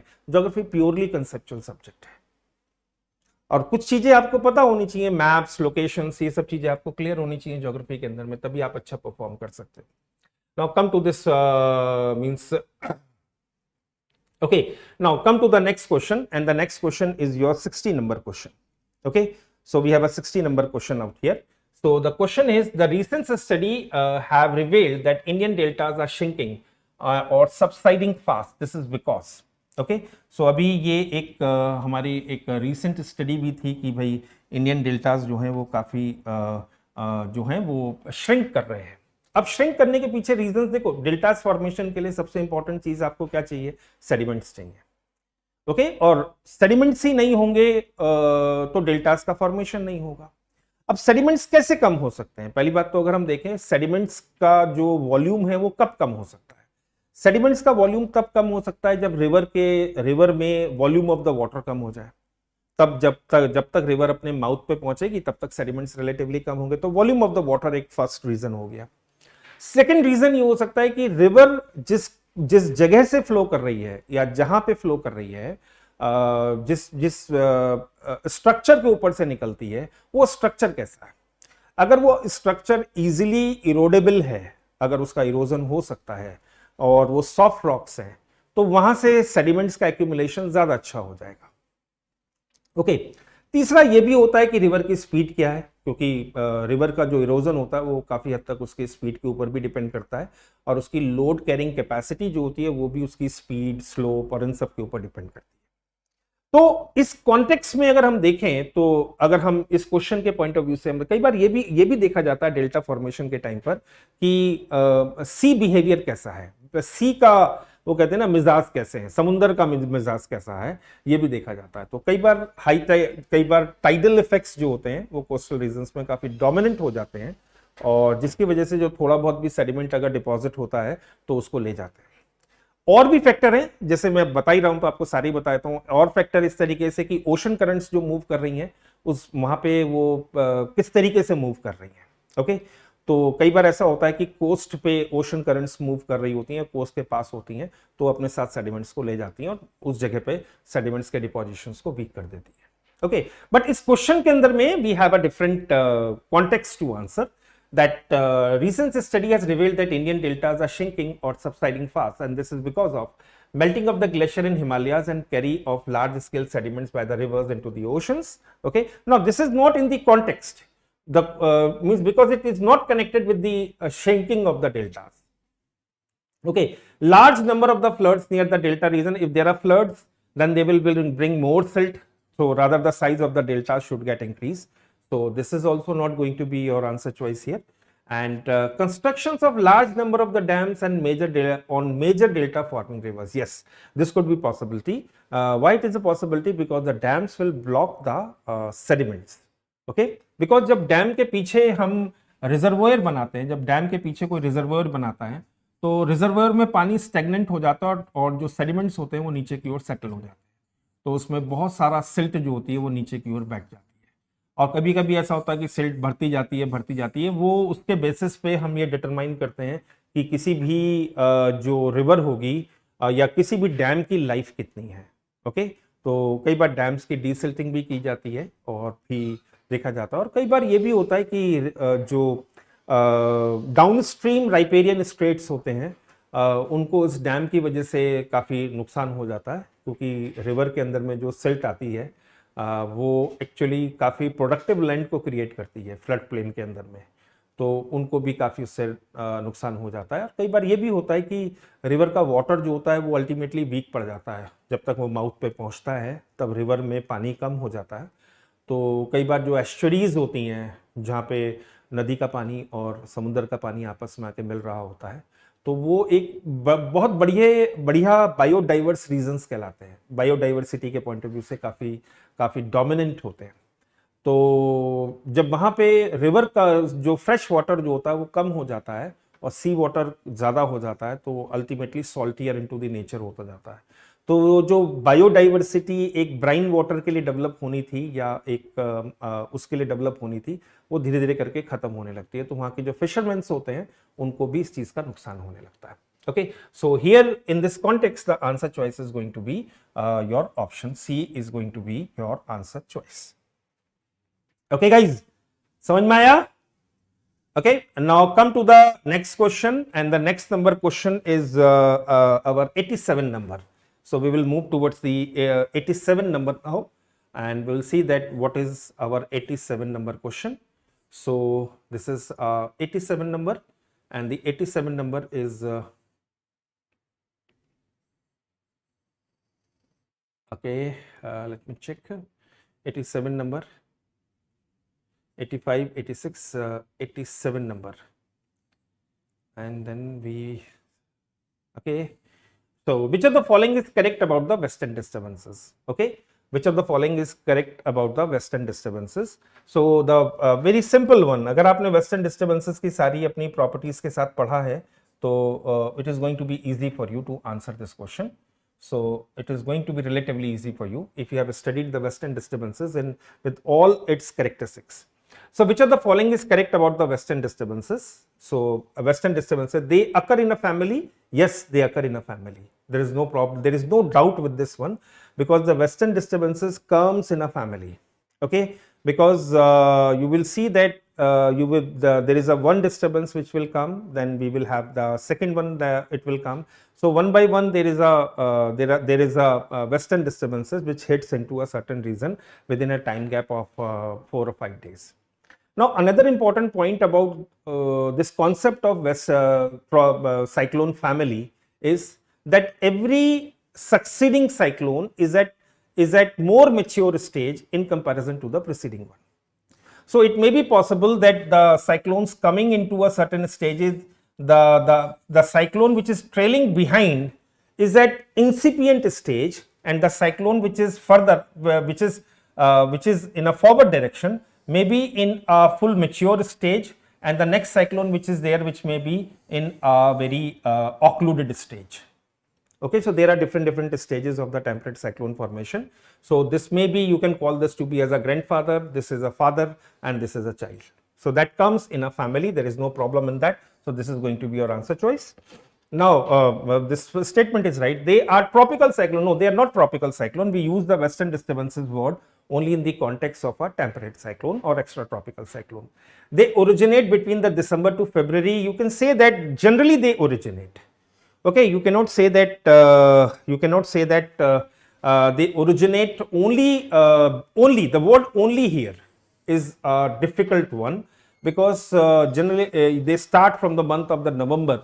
If just after the monsoon also, you will find that the western disturbances get active with the retreating monsoon, and they will start with the month of October and November, and then they may go up to the month of May also, because recently in this month also we have experienced a western disturbance in the northern part of India. So this is not right, so this is wrong, and they are important for the rabi crop in northern India. Yes, winter rainfall is very important for the rabi crop in the northern part of India. So first statement is right, second is right, and your answer choice is going to be option D in this case. Okay, so now let's move towards the next question, and the next question that we have is about laterite soil in the southern part of the India and in some part of the northeast India also, and in the part of Chota Nagpur plateau also. We have a laterite soil type where we have a good rainfall. Is the leaching is the most important characteristics of the laterite soil, and sometimes the laterite soil is also called to be as a incomplete soil. It's not a complete soil. It is something you can say that are a partially weathered type of a soil is there. Okay, so growing cashew and these soil are ideal for such cultivation. It is richer, no microorganisms, no, this is not taken to be as a criteria, okay, behind the laterite soil. So this is wrong, and they has a high, no, this is also wrong. So neither one nor two is going to be your answer in this particular case. Okay.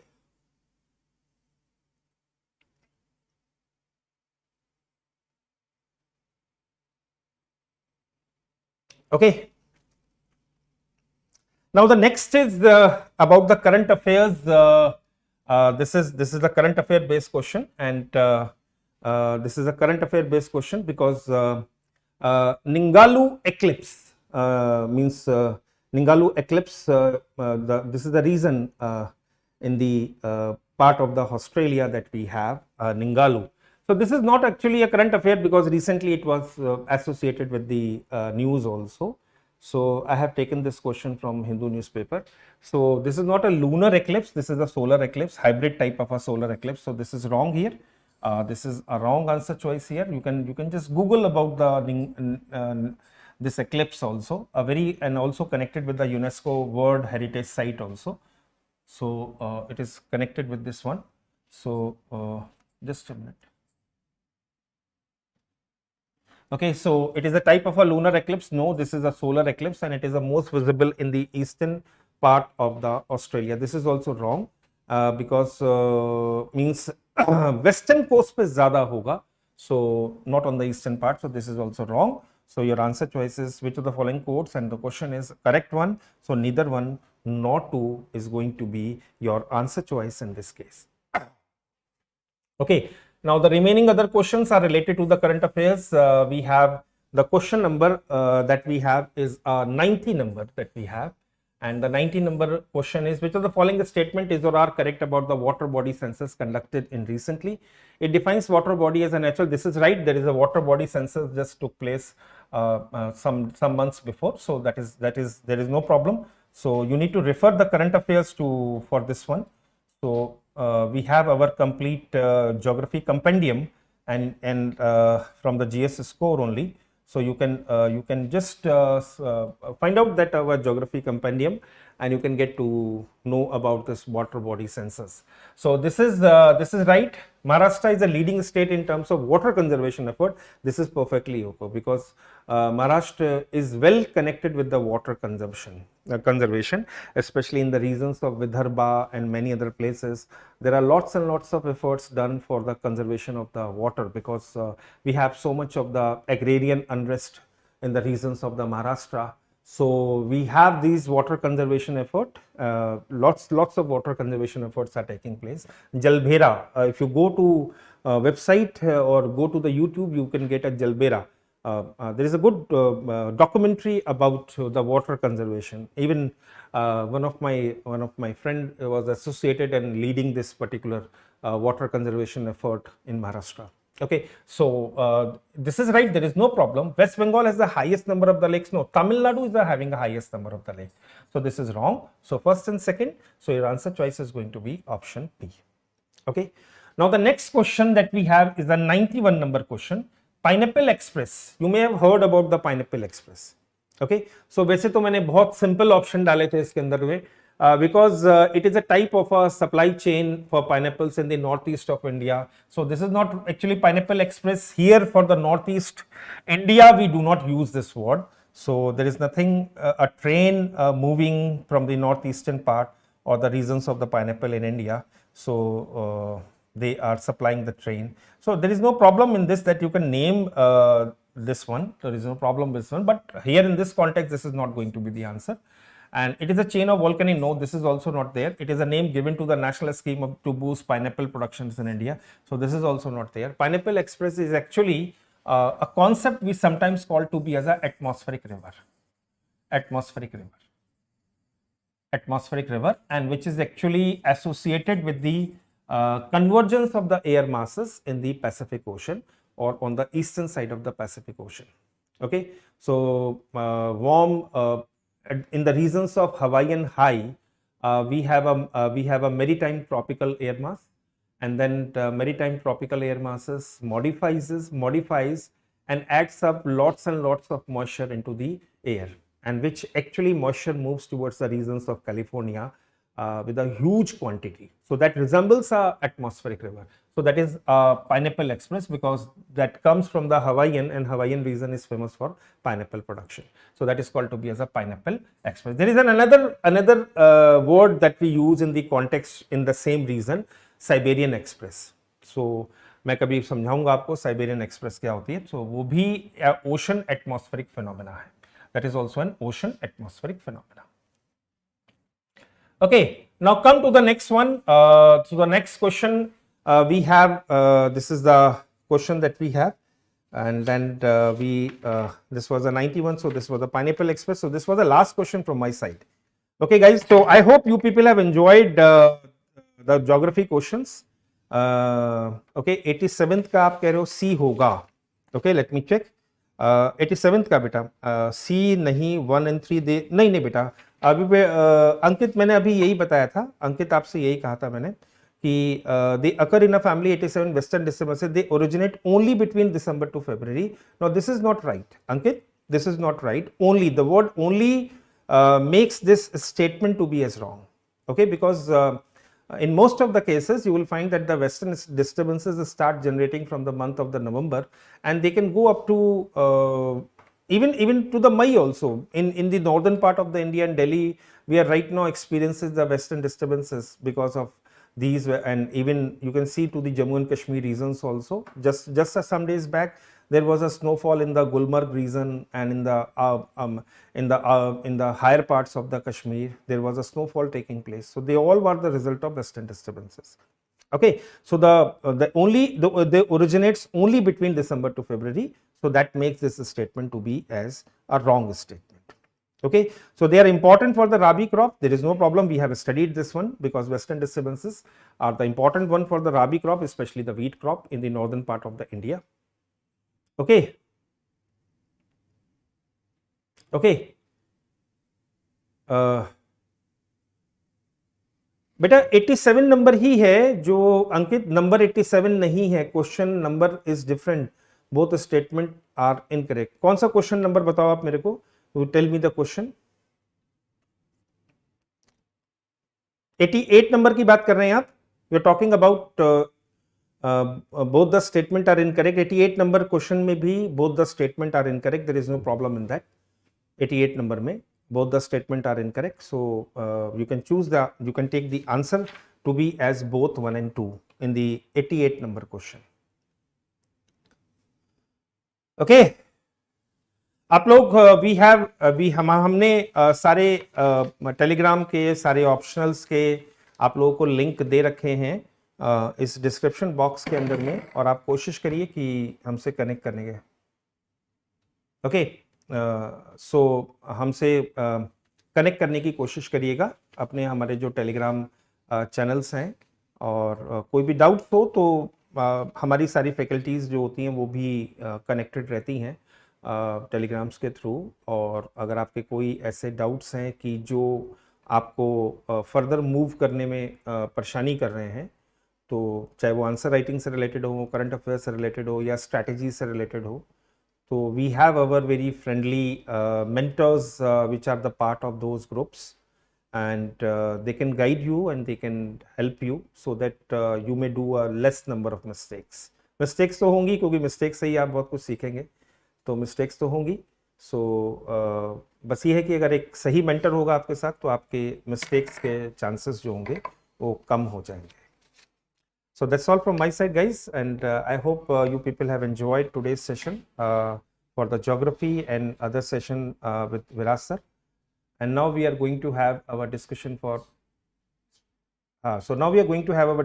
history, and one of our upcoming faculty is going to guide you in this section of the history. Okay, so thanks a lot.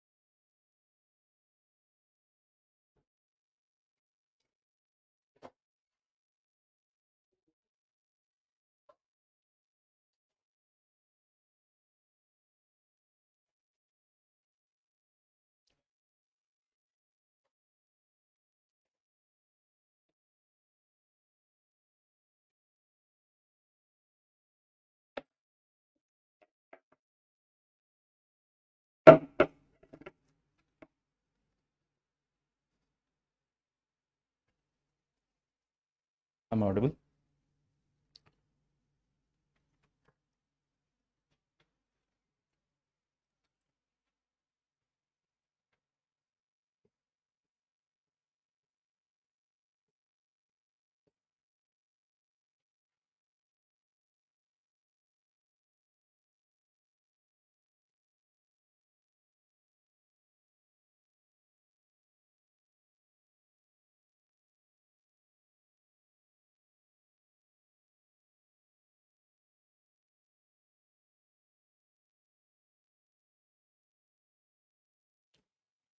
Hello aspirants, myself Ashutosh Nath, and today we are going to discuss the history and culture part of our PT mock test discussion.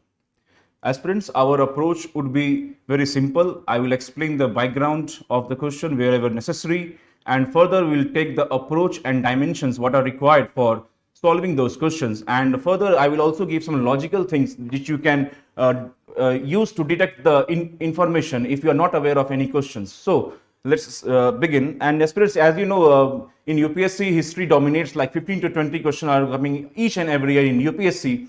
So in this regard, getting those marks very correct, it's like a game of making or breaking the things. So let's start the questions here.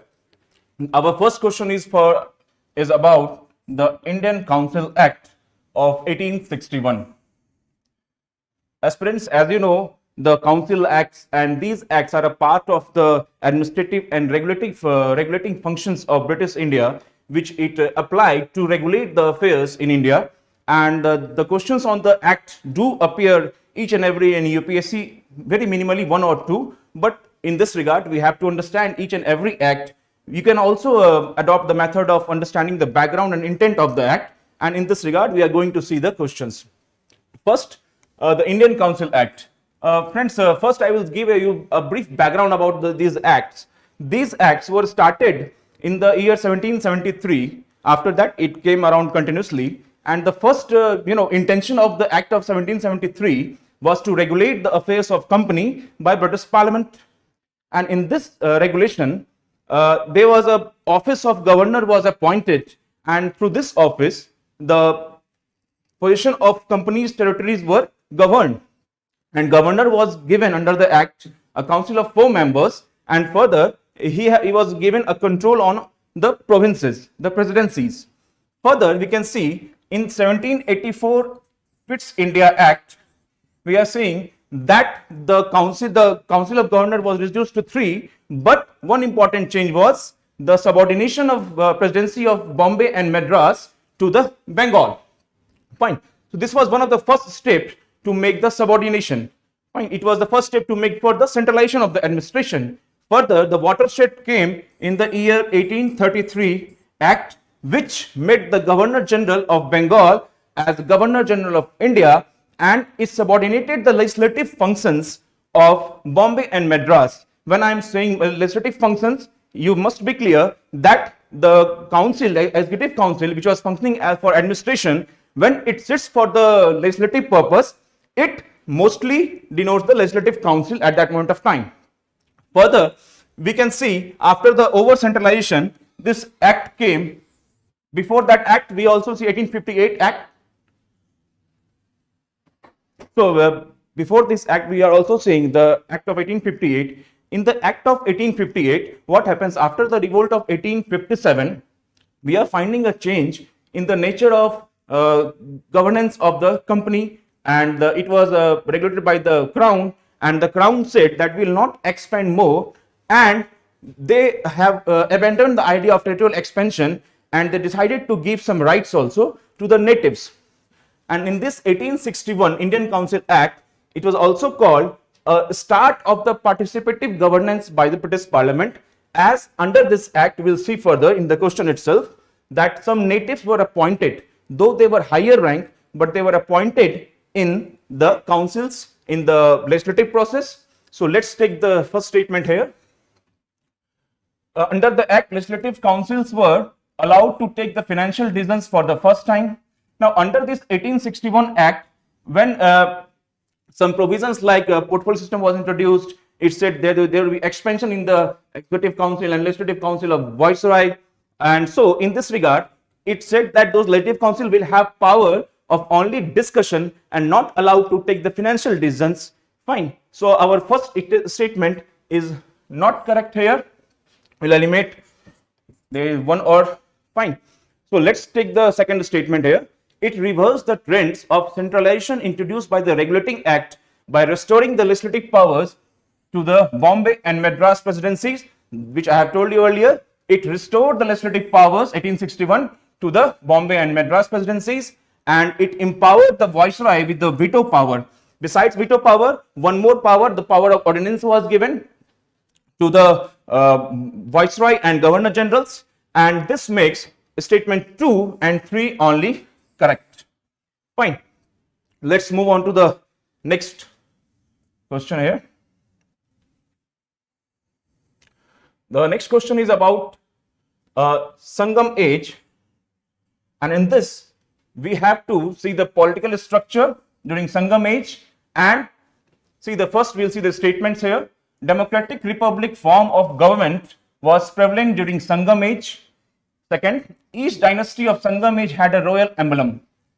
Aspirants, as we know, the democratic form of government was not present, and this seems illogical also. During that moment of time, the democratic form of was not prevalent, and it was mostly monarchical. And it was mostly a monarchical, and it was hereditary. Like Raja ka beta hi Raja banega. This kind of situation was present in the Sangam age. The second statement, that each dynasty of Sangam age had a royal emblem. Yes, it's true statement. Why it's true? Because during that moment of time, and as per the available sources, we are finding that each of the dynasty had a royal emblem. For example, there was a tiger for Cholas, fish for Cheras. So these were the kind of emblems they were using, and we can also find the evidence of emblem nowadays, because in the terms of election commission also gave some symbols to the political parties. So these emblems were a kind of reflection of their authority. So that's why we are finding these emblem a part of the Sangam age, the royal emblems for the part of Sangam age, and we have to find the incorrect one. So only one is here incorrect. Fine. Now, how we get the information about Sangam age? We get the information about Sangam age from various sources. Of course, we have the sources like Sangam literature, which places the age of Sangam from 3rd BC to 3rd AD. But besides, we also get the information about Sangam age from the Ashokan edicts. Ashokan edicts number 2 and 12 provides us the information regarding the Sangam age and the Chola Chera Pandyas. It also mentioned Kerala Putras, Satya Putras. So, and after that we find the foreign sources as a source, like Megasthenes and Pliny describe about the age, the Sangam age, and the kingdoms that were present during that age. Fine. So this makes our statement only option A correct. We can also employ the logical method, like there can be no democratic republic, as the democracy was still a very varied and unknown word at that point of time, and it was monarchical hereditary. Fine. So let's move on to the next question. The question is about we have to consider the following statement regarding Gadar party movement. Regarding Gadar party movement, and friends, as you know, Gadar party, which was established in the year 1913 in US, was a very important movement to understand with regard to modern Indian history, because it provided foreign support. In terms of foreign support, though it was provided by the Indians themselves, but it was a foreign support, and it also involved the support from German states that India needs freedom from the clutches of British colonialism. In this regard, we have to consider the following statement, and we have to find out the correct one. It sought to produce anti-imperialistic and revolutionary literature and incite an uprising with violent methods. Correct. Alien land laws, which prohibited Asian immigrants from owning land, was also responsible for this movement. It's true also. The Komagata Maru incident further intensified the Gadar movement, as you all have read in your textbook like NCERT and spectrums. So these all three statements are correct. But first of all, why this alien land law was protested? Because this alien land law in Canada and Vancouver said that the Asians are not allowed, and they were not allowed to buy properties or assets, and they were not allowed to visit also for employment for the employment purpose. And this Gadar party, among other things, that it thought that we have been discriminated, and one of the also important point of discrimination lies in our colonial nature, that we have been colonized and we don't have an independent identity, so we are being discriminated. Fine. So they have started an anti-imperialistic revolutionary literatures like Gadar, and which was very popular. They also visited these Gadarite movements like Lala Hardayal, Sohan Singh Bakhana, Baba Khanwar Singh. They have visited India also in Punjab, and they have sought to mobilize the people to incite a revolution. Fine. So this makes the statement very one correct, and all 2 and 3 are correct statement. And this Komagata Maru incident, you must be very well aware. So that makes our answer 1, 2, and 3 as a correct. See the next question here. The next question is about same period, Chola, Cheras, and Pandyas, and we have to consider the following titles and their meanings. So UPSC at times asks such questions, that what are the meaning of the terms, or what they were meant to denote during the struggle period, during the Sangam period. As I have discussed earlier, the sources of Sangam must be remembered, because UPSC can ask that these are the sources, and you have to choose the correct one. So in this regard, first we'll look at the titles and meaning during Cholas. First is Karai, land tax. It's correct. Irai, custom duties. No, it's not. It's an incorrect. Why? Irai means tributaries which were paid by the feudals or the feudatories of these Chola, Chera, and Pandyas, and this was a tribute by the feudatories, not a custom duty. Custom duty was called Ulugu. It was called Ulugu. Further, we see the warriors. Warriors were not envoys, but they were kind of tax officials. They were the tax officials, not the envoys. For envoys, we have the word or the term called Duttar or Duttara. What the term used? The last is Orar, that is spies. That's very correct statement. So we can choose only 2 pairs as our correct statement. Fine. With regard to their administrative and political structure, I will also say, I will also like to add that they were following a political pattern, and their administrative pattern was mainly based on the division of their provinces. It was like Mandalam, then Nadu was the provinces, then there was Ur, they were the like towns or districts, then Perur, that was the bigger village, and Sirur was a smaller village. So this kind of information we get from the sources. Further, we also find that king was assisted by a council, and those councils were called Amaytayar, Anantayar, like ministers and priests, etc. There were also spices, and besides spices, we have envoys in their administrative system. So let's make our question here. Only 2 pairs are correct. Fine. So let's move on to the next question. It's about the with reference to Kanheri caves. Consider the following statements.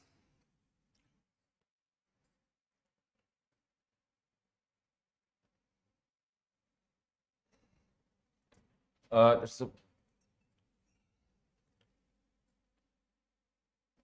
a little bit goof up. Yeah, sure. So we have to consider the following statements with regard to the Kanheri caves. And this Kanheri cave, as you must be knowing, was called Kanheri because of the black basalt rock salt it is made of. And this Kanheri caves in the Sanjay Gandhi National Park, West Borivali, Mumbai. And this Kanheri Park, in Kanheri Park, we are finding approx 109 caves which have the information about these 3 vehicles of Buddhism. So let's start reading the statements here. The first statement is, these are the only caves of Western India consisting evidences of all 3 vehicles of Buddhism. Friends, you know, only have been profiled by many that if you see only the extremist statements, that cannot be correct, but there is a catch here that yes, it's correct. So don't go for any train predicting the UPSC, but it's the only cave of Western India consisting of evidence of all 3 vehicles of Buddhism. And what were the 3 vehicles of Buddhism? The 3 vehicles of Buddhism were Mahayana. The 3 vehicles of Buddhism were Mahayana, Hinayana, and the last was Vajrayana. This Vajrayana was the tantric form of Buddhism. Hinayana and Mahayana were the sects of the Buddhism which came after the 4th Buddhist council under Kanishka, in which the division formed between Mahayana and Hinayana, and this was on the basis of basic differences they were having in their following of the Buddhas and his principles. Mahayana means larger vehicle, that it can include more number of people into it, and Mahayana, under Mahayana we are finding the evidences of that Buddha was worshipped as a god, and he was worshipped in an idol form, and the language they used was Sanskrit. So please focus on these facts, that language was Sanskrit and Buddha was in the god form, idol form. Further, in Hinayana we can see that Hinayana doesn't regard Buddha as a god, but as a pious or a jnani person kind of thing, very enlightened person who have achieved the salvation. And Hinayana were against the idolatry practices, and they form the lesser vehicle. That means that the original Buddhism, and they use the language Pali. Fine. So okay, so these kind of information we must be aware of. The Vajrayana was the tantric sakha or the tantric form of Buddhism, and Tara Devi was associated with this. Further, we find the colossal Buddha statue, which means bigger Buddha statue. In these caves, it's correct. Beside these bigger Buddha statue, we are also finding the evidences of Avalokiteshvara. The Avalokiteshvara was a Bodhisattva, and we are finding his evidences. So this makes the statement 1 and 2 correct. The third statement is, the earliest reference of Kanheri caves is ascribed to Huinzang. Please answer this question. Is it Huinzang? Was it Huinzang, or what was the period of Huinzang? He was in the Harsha period. So this cannot be our answer. While reading the ancient and medieval history, you must be aware that who traveled at what moment of time, and Huinzang traveled in the Harsha period, and then he was a Fahian. The traveler was Fahian, and he traveled during the period of Chandragupta Maurya II and so he described in these sources in his account that there was a Kanheri caves, and that makes statement only 1 and 2 correct. Our answer would be A here. Fine, because the statement 3 is incorrect. Further, we'll see the next question here. It's about a dance form. As we can see, it's about the dance form called Satarya and Odissi, and these both are classical dances. You must know that this Satarya was granted the status of a classical dance during the year 2000, and this Odissi is an ancient form of dance, and the evidences of Odissi has been found in the Udaygiri caves, and these caves were found on the bank of Birupa river, which is a distributary of Mahanadi river. So these are the very little facts which UPSC can ask. Like previous year, it has asked about the the location of the caves and their geographical factors associated with the options. So in this regard, we have to understand this, that the Odyssey was a dance which is an ancient form, and evidences have been found from Udaygiri caves, fine, which is near the river bank of Birupa and distributary of Mahanadi river. So first, let's look at the statement here regarding Satarya and Odyssey. Both these dance forms are closely related with Vaishnavism. Yes, these are very close to Vaishnavism. Why? In terms of Satarya dance, we can see that it was started. The first evidences of Satarya can be seen from the Vaishnavite movement started by Shankardev in 15th century AD. And as it was a Vaishnavite movement, it was a Bhakti movement, so it must be focusing on some form of Bhakti, Hindu Bhakti like Vaishnavism. And the Satarya dance, the main body of Satarya dance, the main corpus or body of Satarya dance consists of very famous Ankiya Nat. Ankiya Nat is the form of staging this Satarya dance, and this Ankiya Nat, when it is staged on a, or it is being performed on a stage, is called Bhavna. It's called Bhavna. Fine. So these are the basic information you must remember. Further, we can see the corpus of that we have, the second discipline I have explained here. It's called Bhavna, and Odyssey dance deal with the theme of Radha and Krishna. It's very obvious thing that the Odyssey, which I have explained to you earlier, mainly deal with the Vaishnavis form of, and the theme were Radha and Krishna, or some theme from Ramayana and Mahabharata. So, fine. So these are the main statements which have been correct here. So our option would be C. Let's take another question. Question number 27. So question number 27 gives us a paragraph, and from this paragraph we have to find which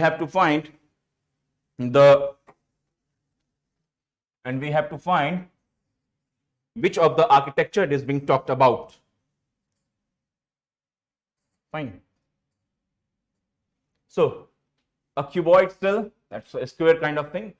The Garbhagriha, that is sanctum, houses a centrally placed murti or the icon on a peat, that means pedestal.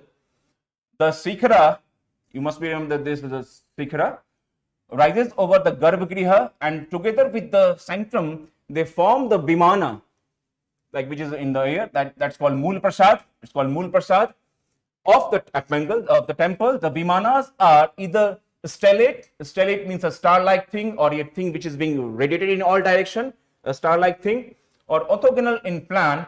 The intricately carved banded plinths, a distinguishing characteristic of the style of temple architecture.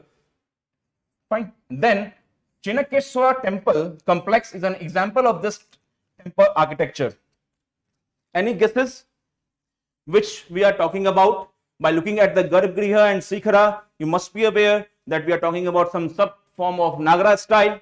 Fine. So our answer is here, Hoysala temple architecture. Hoysala temple architectures were started by the Hoysala rulers during the 11th to 14th century in the medieval times, and there were the very famous emperors who have started a new form of architecture in kind of Hoysala temple architecture. And the distinguished feature has been written here. You must remember, then when it is talking about a Nagara temple, we will find always a Sikhara will be rising over the Garbhagriha. Like this is the platform. This is a very rough idea. Is the platform that there is a Garbhagriha, and deity will be placed on a platform, a pedestal like peat, and the Nagara, the Sikhara will be just above the Garbhagriha. Fine. And one more thing important here to understand, the stellate or the star-like architecture, which we can find in this architecture, it means that the multiple shrines are grouped into the central structure, which we don't find in the Dravidian. In Dravidian, we find a standing alone, separated kind of architectures or temples of deities, but in this Hoysala architecture, we are finding a star-like patterns, and the multiple shrines are grouped into one, and that forms an important and unique feature of this Hoysala architecture. Fine. So let's move on to the next question here. Question number 28, it's talking about revolutionary movement and organizations. about HRA and HSRA. HRA was the Hindustan Republican Association and HSRA was Hindustan Socialist Republican Association. These associations were formed in the decade of 1920s to revolutionize the idea of freedom from taking the path of violence. Fine. So after the dissolution, first we'll see the HSRA. They were formed, HRA was formed in 1923 and HSRA in 1928 after the socialist ideology. After the disillusionment of Gandhian movement or the methods of non-cooperation movement, they shifted from the constitutional methods and they decided they decided that the non-violent is not a mean to achieve the freedom from the colonial control, because these non-violent measures will not have a lasting impact. Fine. And so we should adopt the violent method. In this regard, they have said that violence is a method which we can use to instill the fear in the mind of colonial rulers and also start the nationalistic favor in the minds of our natives. So these were the philosophies which were mainly concerned with the HRA and HSRA. In this regard, we'll see the statements here. They aimed to establish a federal republic of the US of India, United States of India. They advocated that the constitution must be framed based on the principle of universal adult suffrage, nationalization of industries, right to recall, and group rights. Friends, I have said the socialist principles you can see in this statement, and that makes the both 1 and 2 correct. And the first statement, they in their manifesto called Revolutionist, they have which was the manifesto released by Ram Prasad Bismil. After Ram Prasad Bismil, one more important name, Asfagullah Khan. So they decided through their own pamphlet and weekly, they have professed that the Federal Republic of United States of India would be established, and the constitution which will be established after the Federal Republic would mainly based on the principle of these three use and very inclusive words. Fine. So this makes a statement 1 and 2 correct. Let's move on to the next question, that is question number 29. And we have to consider very popular question which we can see in the examinations also. With reference to Lachit Borphukan, consider the following statements. Friends, you must have seen this term or the name Lachit Borphukan, because recently in the last year itself we have celebrated the 400th birth anniversary of Lachit Borphukan, and he was a commander or the general of Ahom Kingdom. And this Ahom Kingdom was a kingdom in the year 13th century, and the kingdom was situated in the foothills of the Patkai range, and it was also in the if it's in the foothills of the Patkai range, so naturally they will be in the Brahmaputra valley. And this commander has fought a war in 1671 which was known as the Battle of Saraighat, and this battle was fought on the banks of Brahmaputra in the Brahmaputra valley, and this was a naval battle which was fought between these two kingdoms, because Mughals were very eager to capture the northeastern part and Ahoms were the ruling very independently.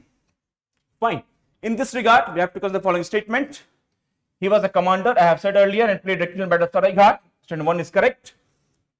He was the inspiration behind revitalizing inland water transport. As I have said earlier, the war was fought on the naval war, and he used the inland water as for the benefit of the home kingdom, and he used those water to channelize the resources, energy, war materials, and he renovated and conserved the inland water. And this gives us the inspiration behind the inland water transport.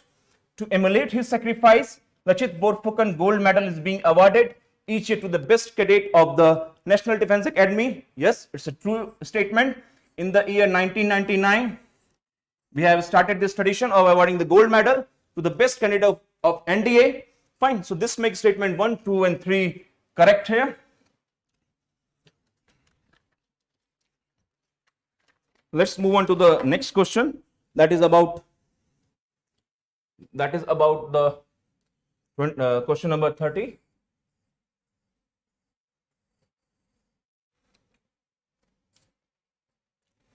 Regarding the socio-economic conditions during Indus Valley Civilization, consider the following statement. Indus Valley Civilization and the socio-economic aspect of those civilization do form an important from the point of view of UPSC, because they will not ask the conventional part but social economic, because this social economic are the driving force behind every civilization, and you must be aware as an UPSC aspirant, you must be aware of the factors which were responsible for the social economic making the civilization more authentic and prosperous. So let's see the statement. The Indus people were the earliest to produce cotton. Let's know, we don't know the answer. Second statement, Indus people worship both male and female deities. Anyone who have read the NCERTs can form as the statement that this statement is correct. So only though we have the second statement correct, so we can easily eliminate which don't have the second statement. Fine. We are asking the correct one here. Third, they use the metal money for trade with foreign countries like such as Bahrain.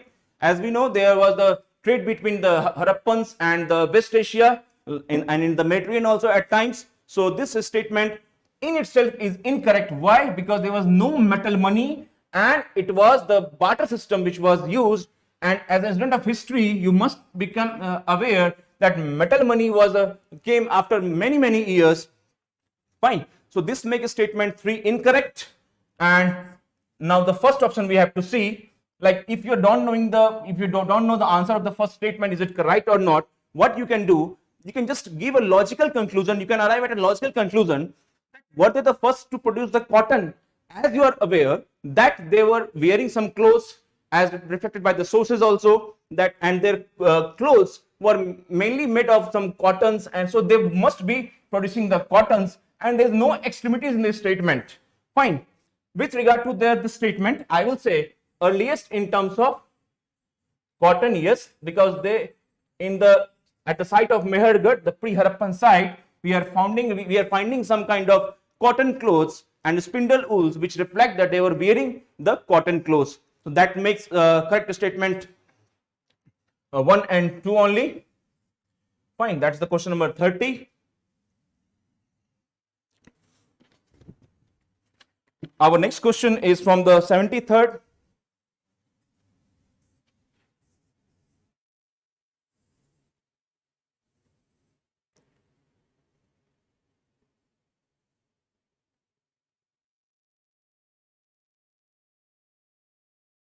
Yes. The next question is of 73rd, and it's asking about the post-Gupta period. It's asking about post-Gupta period, and the statements are economic condition of post-Gupta period.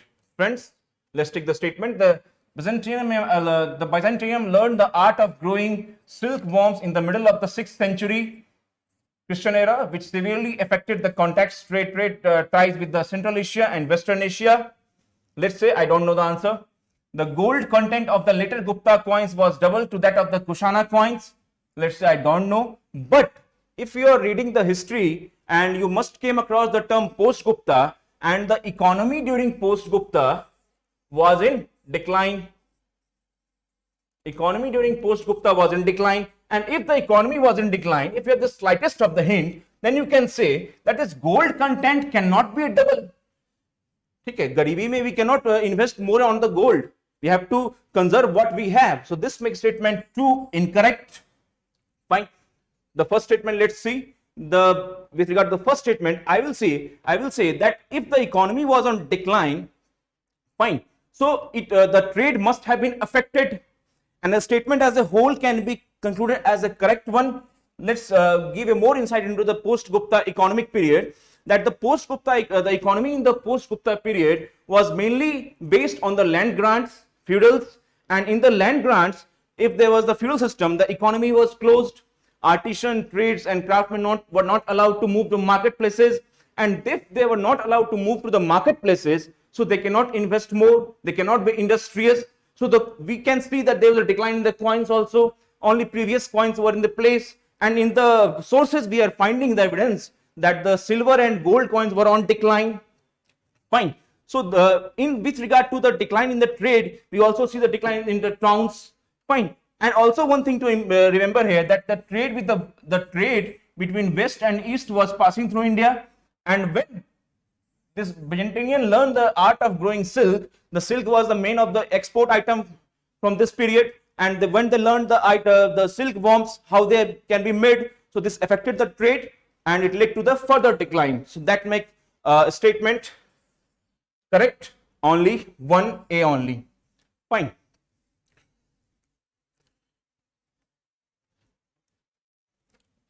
Next, let's take the next question. It's about which of the following statement are correct regarding the scientific developments of medieval India. Well, friends, the scientific development in medieval India were mainly concentrated during the Sultanate and Mughal periods, and they were not on a very large scale. Fine.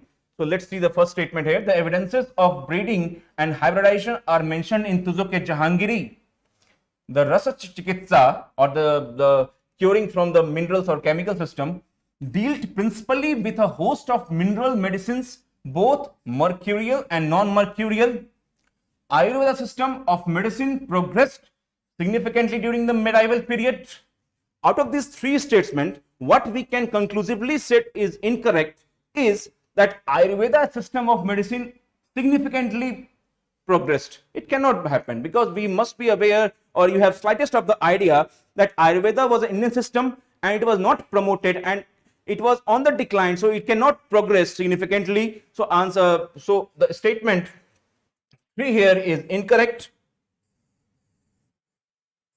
So the statement 3 can be incorrect, and as you can see, if you eliminate the statement 3, you are only left 1 and 2 only. So with this regard, with regard to the question, we can see a more information regarding the scientific developments. Evidence of breeding and hybridization. You must have seen the movie of Jodha Akbar, that when Akbar, when Hrithik Roshan in the form of Akbar, he was actor, was fighting with elephants, and Akbar was most fond of the elephants and horses, and in his period, the hybridization or breeding of animals, and particularly elephants and horses, were done. And the mention of this is in Tuzuk-e-Jahangiri, where the Jahangir has written that the A-class quality of elephants and horses were in the Mughal Empire, and the process of breeding was on an extensive scale. With regard to second statement, Rasayana were very much in use, as it is evident that in the Mughal period they were aware of how to make bombs and the quality of bombs, and further we find this Rasa Chikitsa system being used in the treating of many diseases. Fine, some viral infections were also treated by this Rasa Chikitsa system, and this makes a statement 1 and 2 correct. Let's move on to the next question here. Consider the following statements with regard to the conquest of Bengal by the British. Conquest of Bengal by British, and we have to see which are the following are the correct one. First, the conquest of Bengal after the Battle of Plassey, 757. Company stopped importing bullions, the bullions in the form of gold and silver bars. And further, we can see that with the conquest, the British conquest have started after the Plassey and Buxar. Why? Because after Plassey and Buxar, it has got some, revenue rights, the right to collect the Diwani. Fine, we'll see in the further the statements here. So importing bullions, as they have collected the more number of, as the revenue was very, very high, so they don't need to import the bullions from England and any other sources, and thus they use this revenue from Bengal and the free trade, which was acquiring the more number of revenue, as the inland trade was made duty free to the Dastaks in the previous years, and this make the British very sufficient to utilize the revenues to finance their trade. Fine, they also, so this also forms a part of drain of wealth. With the second statement, so the first statement is here incorrect. Correct in fact, and we have to see that in the following statements we will see that it as a result of the Battle of Buxar, Britishers got duty-free trade. I have told you earlier, after the Battle of Buxar, the Diwani rights of Bihar, Bengal and Odisha were granted to the Britishers. Beside Diwani, the Nizamat functions were also given. Diwani means revenue collections, and those Bihar, Bengal and Odisha was a very thriving trade centers, and after getting those revenue and inland duty-free trade, they were the masters of the Bengal. And the third statement, under the Treaty of Allahabad, under the Treaty of Allahabad, emperor became the titled pensioner. Fine. With regard to second statement, not all, fine, not all commodities duty free, but there was a 2% of salt duty was being levied on the products, though the statement 2 is incorrect here. And when 2 is incorrect, we can go with the statement 1 and 3, as the third statement says that the Treaty of Allahabad, which was signed after the war after the Battle of Buxar, the Mughal emperor became a titled pensioner, because in the terms of treaty, Allahabad has to be surrendered and he became the titled pensioner. Shah Alam II was made the pensioner of the British East India Company, and this makes statement 1 and 3 correct only. So let's look at our last question. Yeah. With regard, we have to consider the following statement with regard to Sri Mahakal Lok Corridor. Sri Mahakal Lok Corridor, we have to consider the following statements here.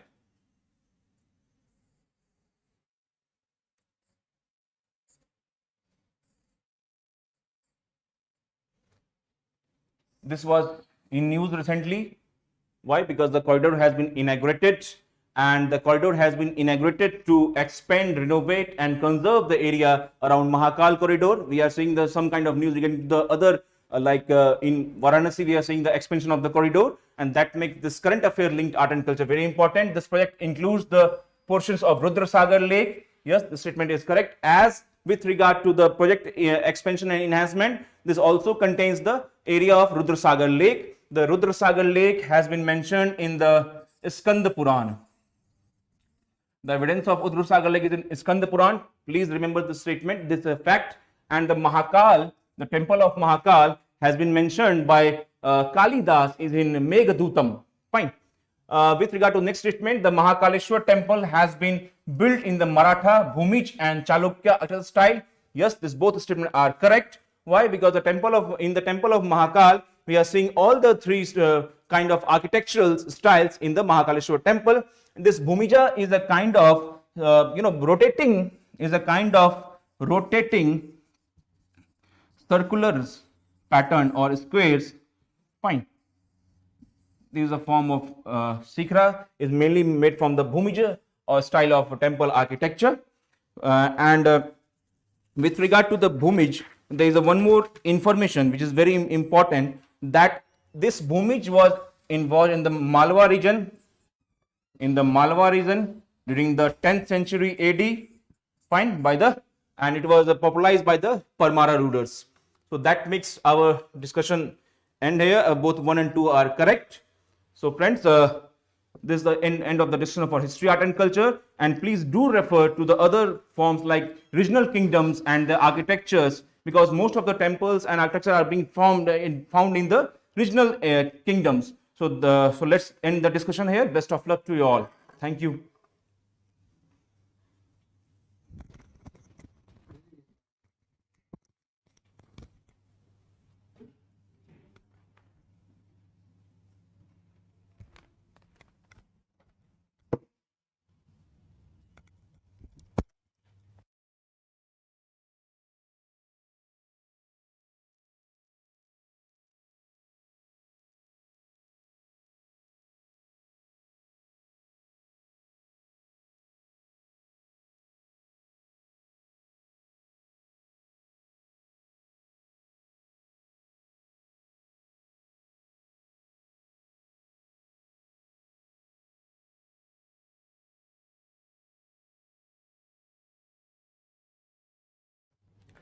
Hello students, my name is Saurav Mishra. I am the faculty of Indian Economy here. I hope you have attempted today's paper well. Now the Indian Economy section, the questions are starting from the 11th question. So let's go there.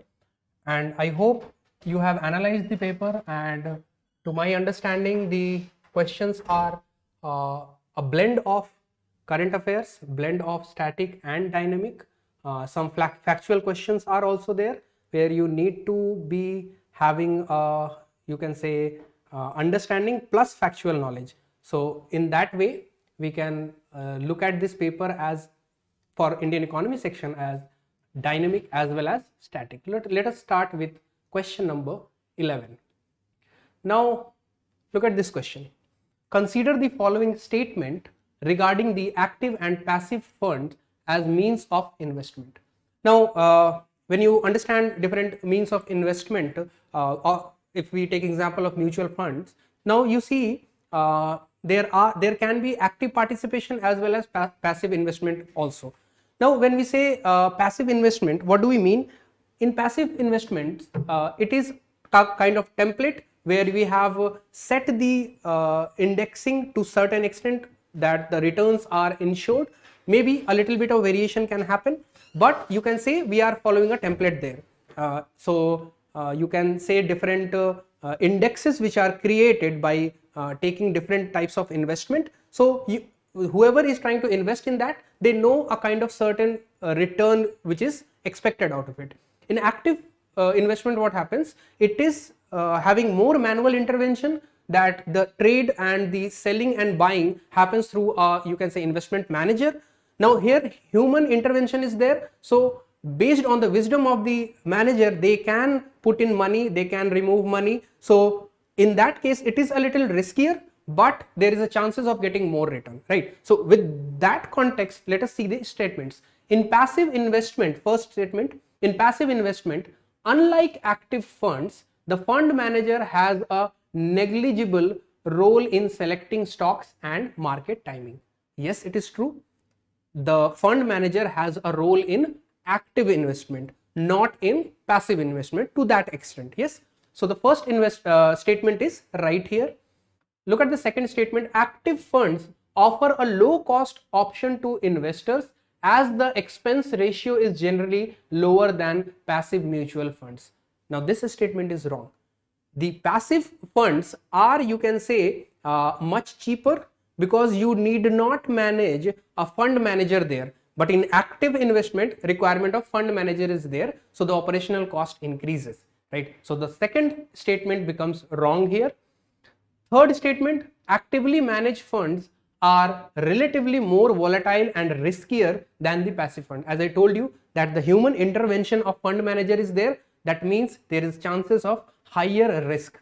So they can insure you with their knowledge and wisdom, they can insure you more return, but there is a chances of losses as well. So the risk is higher in actively managed fund. So statement 3 is also correct. And if you remove or eliminate the statement 2 as it is wrong, you will come to the answer which is B, 1 and 3. Fine. Now let us move on to the next question. 12th. Technical barriers to trade can be result of legal requirements by a country enacted to protect the environment or for the reason of national security. Now, if you look at the technical barriers, what do we mean by that? Technical barriers are certain restrictions countries may impose on trade to ensure the safety of the product, whether the products are safe or not, to protect the environment, to assess whether the products have major environmental impact. So based on that also technical barriers can be imposed, to inform the consumers more, and for the reasons of national security technical barriers can be imposed. So the first statement here is right. Now look at the second statement. At times such non-tariff measures can become unnecessary trade barriers for millions of companies engaged in international trade. Perfectly right statement, because yes, to some extent the safety of the product, or you can say environmental concerns, are necessary, but a country may use these conditions to impose more restriction on the trade. So for the companies who are involved in international trade, sometimes these non-tariff measures can become an obstacle, right? So statement 2 is also correct here. So the option correct option is C, both 1 and 2. Look at the 13th question. Now consider the following statements. It is related to agriculture census in India.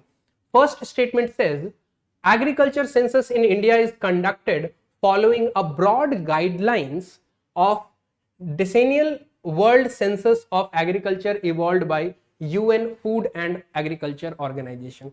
yes, the you can say agriculture census is influenced by the UN Food and Agriculture Organization, and it was started because of this.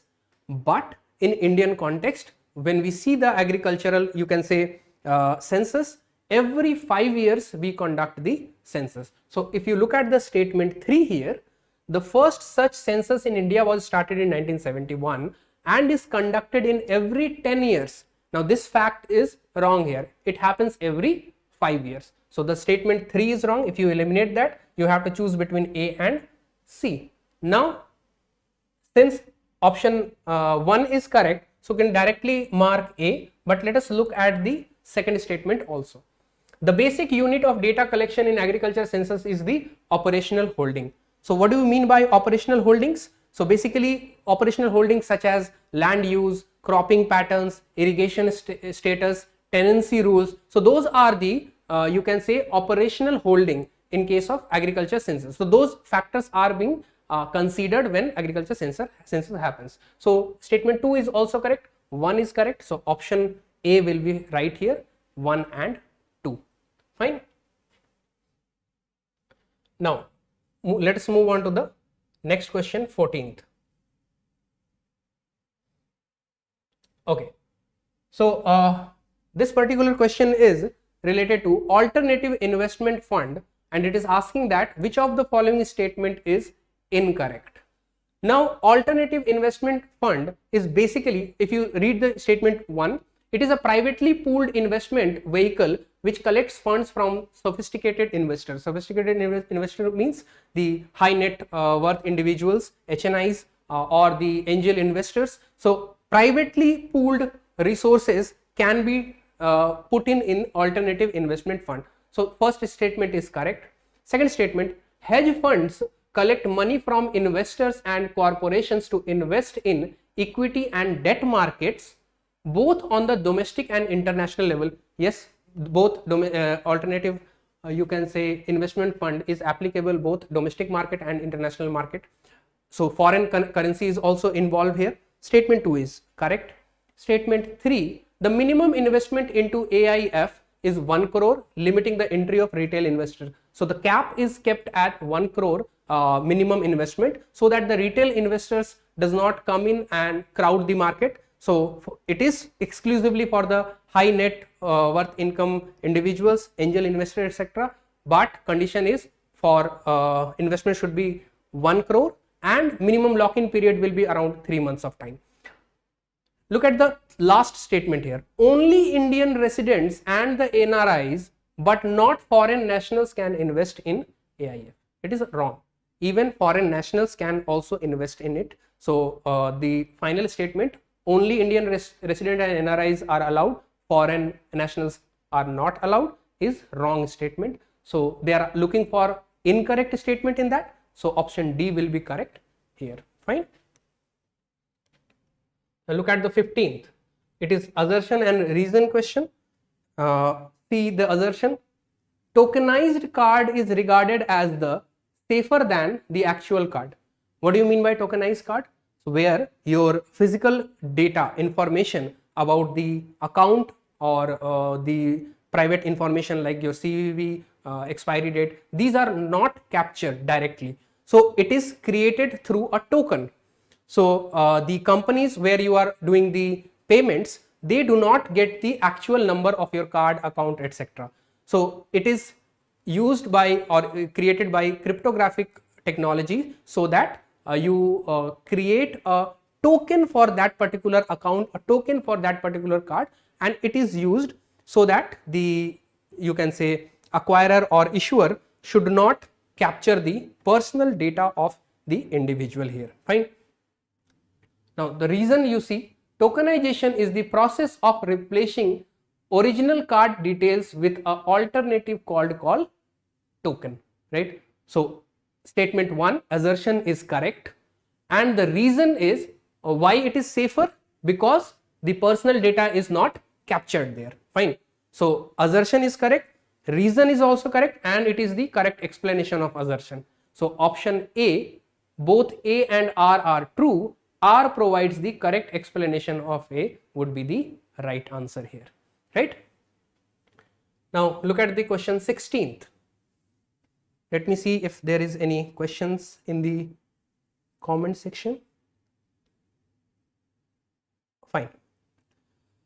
So 16th question, it is talking about energy poverty.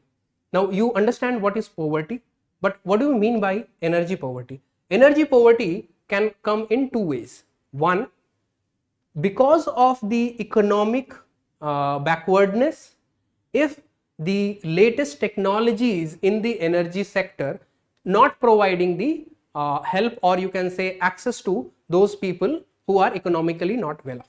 So it is one type of energy poverty where you are not getting the benefits, benefits of sustainable modern energy services.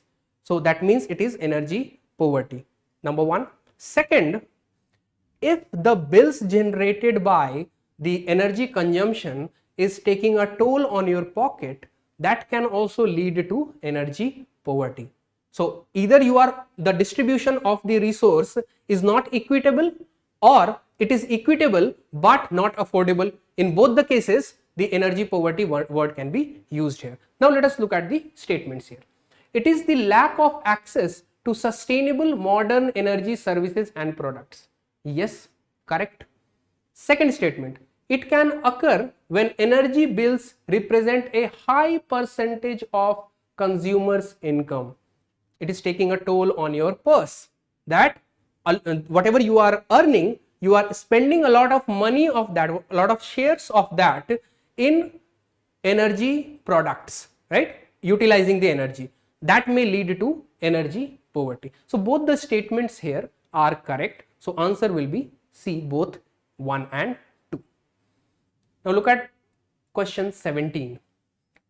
Now it is talking about the following statement regarding the electronic bill processing system.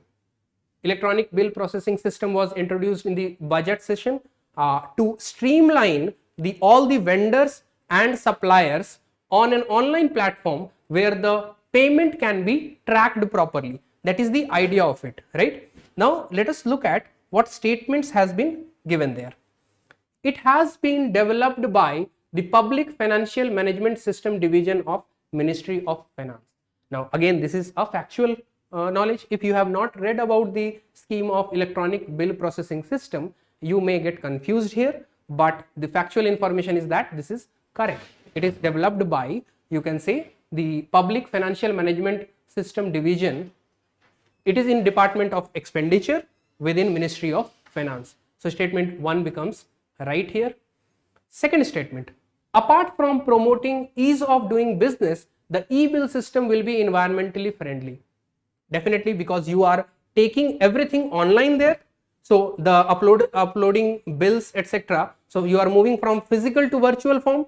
So definitely you are cutting down on usage of a lot of papers, tons of papers. So if the entire system can be converted online, definitely it will be environmentally friendly. So statement 2 is also correct here. Third statement, it has an elaborate digital storage facility for retrieval of documents and robust audit trail. So when every vendor and supplier, they are processing their bills, processing their payment through the online portal of e-bill processing system, now the copies of those bills are stored there. So at any time in future, you can retrieve those documents, you can put in an audit that whether things were transparently done or not. So the digital database which the electronic bill processing system will have can be utilized for digital storage facility plus retrieval of document and conducting audits on the basis of the documentation. Fine. So here all these statements are correct. So option D. Option D, 1, 2 and 3 is correct here. Now look at the 18th question. It is also based on you can say program. Which of the following statement regarding the SAR program are correct? Look at the options here. Now SAR program is basically related to the smart city mission, smart city initiative. Now, see the statements here. With the limited understanding of this particular scheme also, you can address this question. First, you see the third statement. All the current smart cities of India are part of this project. Now, again, this project is based on a pilot experiment. You cannot have all the smart cities under this particular scheme at a time. Maybe in future they can come in, but having this blanket statement like all the current smart cities are under this project, you can take a call here that this statement is wrong here. Even if you cut down this statement, you will come at, you can eliminate two statements here, right? Now read the statements. It is a platform for collaborative action between academia and flagship urban mission. Now this is a part of Azadi Ka Amrit Mahotsav celebration. The Ministry of Housing and Urban Affairs launched this program. Now here it is a joint initiative of Ministry of Housing and Urban Affairs plus National Institute of Urban Affairs. So a combination of the ministry and the academia is taking place in this particular program. So the statement 1 becomes right here. Second statement, the key purpose of SAR is to maximize learning for student, institution and cities. So basically the key purpose of this particular program and initiative is to recognize the you can say smart practices, good practices, document them and give them as a reference to other cities, right? So for that case, you can say that it is a learning experience for students also, institutions also, and the cities themselves, the municipal corporations who are involved here, they can take good practices and implement in their cities. So here option 2 is also correct. So option 3 is wrong. What is the right answer here? B, 1 and 2 only. Fine. Now look at the next question. 19th. Consider the following statements. Number 1, any information or code or number generated by cryptographic means. Second, Indian and foreign currency. Third, non-fungible token. Now among these three, what is the question? Which of the above are recognized as the virtual digital assets in India under Finance Bill 2022? Now this is a very specific question. Why they are? Because they are not asking the general concept. They are asking according to Finance Bill 2022, which can be considered as virtual digital asset. Now if you look at the act there, they have written excuse me, any information or code or number or token not being Indian currency or foreign currency which meets certain conditions. So this will be treated as digital virtual asset, removing Indian currency and foreign currency from there. Second, non-fungible token or any other token of similar nature, whatever may be the name, can be considered as virtual digital asset, or any other digital asset which the government may specify by any notification, right? So all these three categories can be considered as virtual digital asset. Now in the statement 1, do not get confused by the word cryptographic means. It does not equate with cryptocurrency. First of all, cryptographic means a method of crypting the data, right? So whenever you create a token, we saw a question on tokenization. So how tokenization happens? It is taking the information using cryptographic method to generate a new identity number, right? So here it is talking about the cryptographic means. It is not cryptocurrency here. Don't get confused. So here option A is correct. Non-fungible token, yes, but the Finance Bill 2022 clearly segregates Indian rupee and foreign currencies. So they will be not treated as virtual digital asset. So statement 2 will not be there. Answer will be C, 1 and 3 only. Fine. Now look at the 20th question. Which of the following statements regarding the banking sector reforms are correct? Now you might have read about debt recovery tribunals, debt recovery appellate tribunals, how the bad banks are coming up, asset reconstruction companies are coming up, right, where the bad loans can be managed by a specialized agency. So here in that context, look at the first statement. National Asset Reconstruction Company Limited and Indian Debt Resolution Company Limited have been established as asset reconstruction companies for the recovery of debts in bank and financial institutions. Yes, these two companies are created as asset reconstruction company for the recovery of bad loans. Okay? So statement 1 is correct here. Now statement 2 is a little factual in that terms, that the majority of stake of NARCL is held by public sector bank, with Canara Bank being the sponsor bank. Now if you don't know the name of the bank here, that which bank is the sponsor bank, it becomes very difficult to take a call here. But the majority of shareholding is distributed between public sector bank as well as private sector bank, but the majority lies with the public sector bank because it is asset reconstruction company. Now, entire thing is not given to the private agencies. So a lot of bad loans will come to this company and they will try to restructure the organization to extract the loan back, right? But the majority of stake lies with the public sector banks here. So statement 2 is also correct, but here definitely you must know about this fact that Canara Bank is the sponsor bank here. So here statement 1 and 2 both are correct. Answer will be C here. Fine. Now move. Next economy question is 67. So let us go there.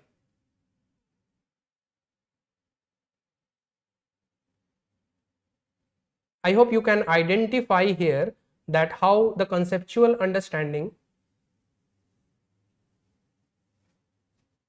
Just a second.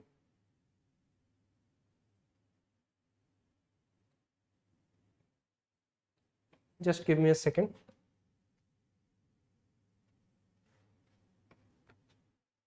So there is a technical issue with the digital board here. Just hold on. I'll get resolve this.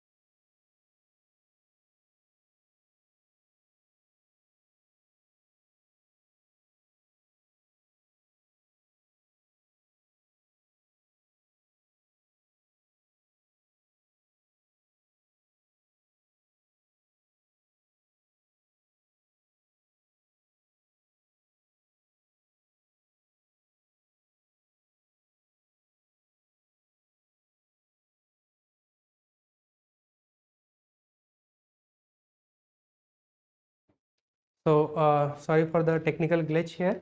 Now let us look at the 67th question, which is from the economy section.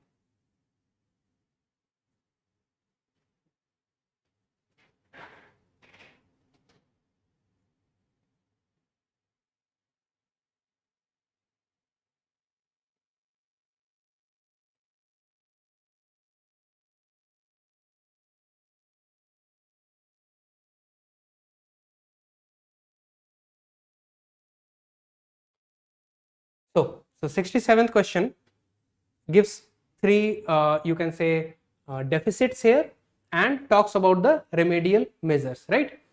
Now, revenue deficit, how we can reduce revenue deficit if there is revenue deficit? What is the source of revenue for the government? It is taking different taxes in the form of direct or indirect taxes. It is one stream of revenue for government, right? So if we increase the tax rate, will the revenue will increase? Yes.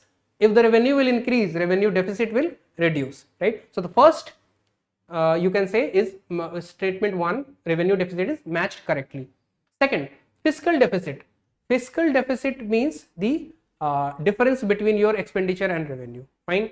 Now, what is the expenditure for government? One of the major expenditure is subsidies, providing subsidies. So if the government rationalizes subsidies, definitely they can control the fiscal deficit. So second statement or pairing is also matched correctly. Third is the primary deficit. Now primary deficit is the total borrowing eliminating the interest payment. Fine. Now reduction in the amount of borrowing, that means you reduce the primary deficit here. So all the three are matched correctly here. What is the statement or options given here? No pair, only one pair, two pair, all the three pair. These kind of question UPSC is asking since last year. So you should practice these kind of questions here. So here all the three pairs are matched correctly. Fine. So answer will be D here. Now let us move on to the next question, 68. Okay, again assertion and reasoning question. Consider the following statement regarding public good and free riders problem. Now let us first understand what do you mean by public goods. Public goods are those goods which is non-excludable in nature. So if a public good is created, it can be used by anyone and everyone. Fine. So it cannot exclude. But from where the source of money comes for public good creation or public asset creation? It is from the participation of the citizens through tax that they are giving to the government and public goods are created. But at the same time, there will be people who are not contributing towards the creation of public good, but since it is non-excludable, they will use it.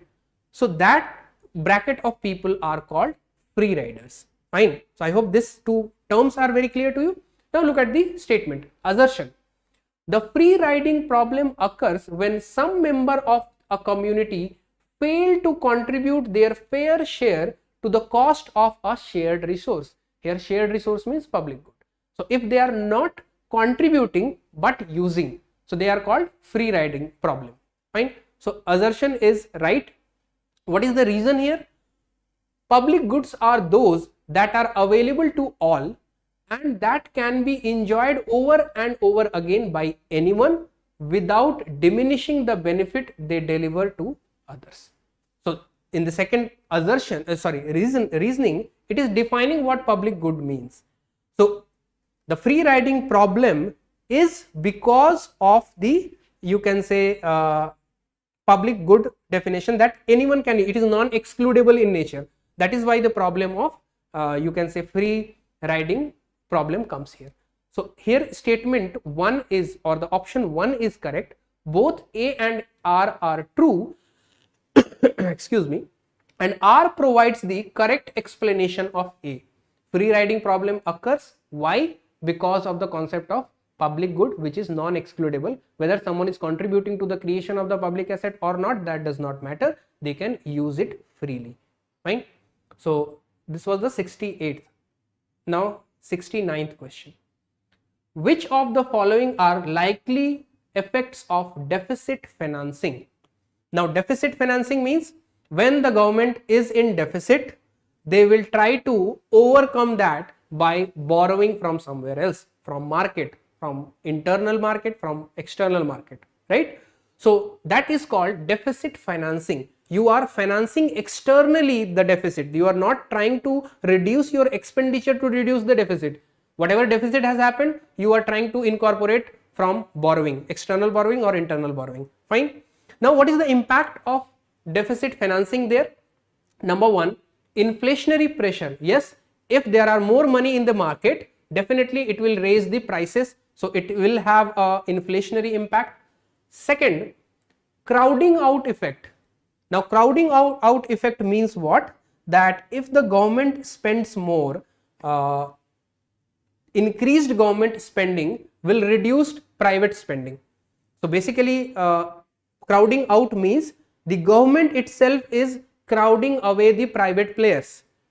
So this happens in borrowing also, that if government is taking internal borrowing, domestic borrowing higher, so the investor will try to invest in government securities.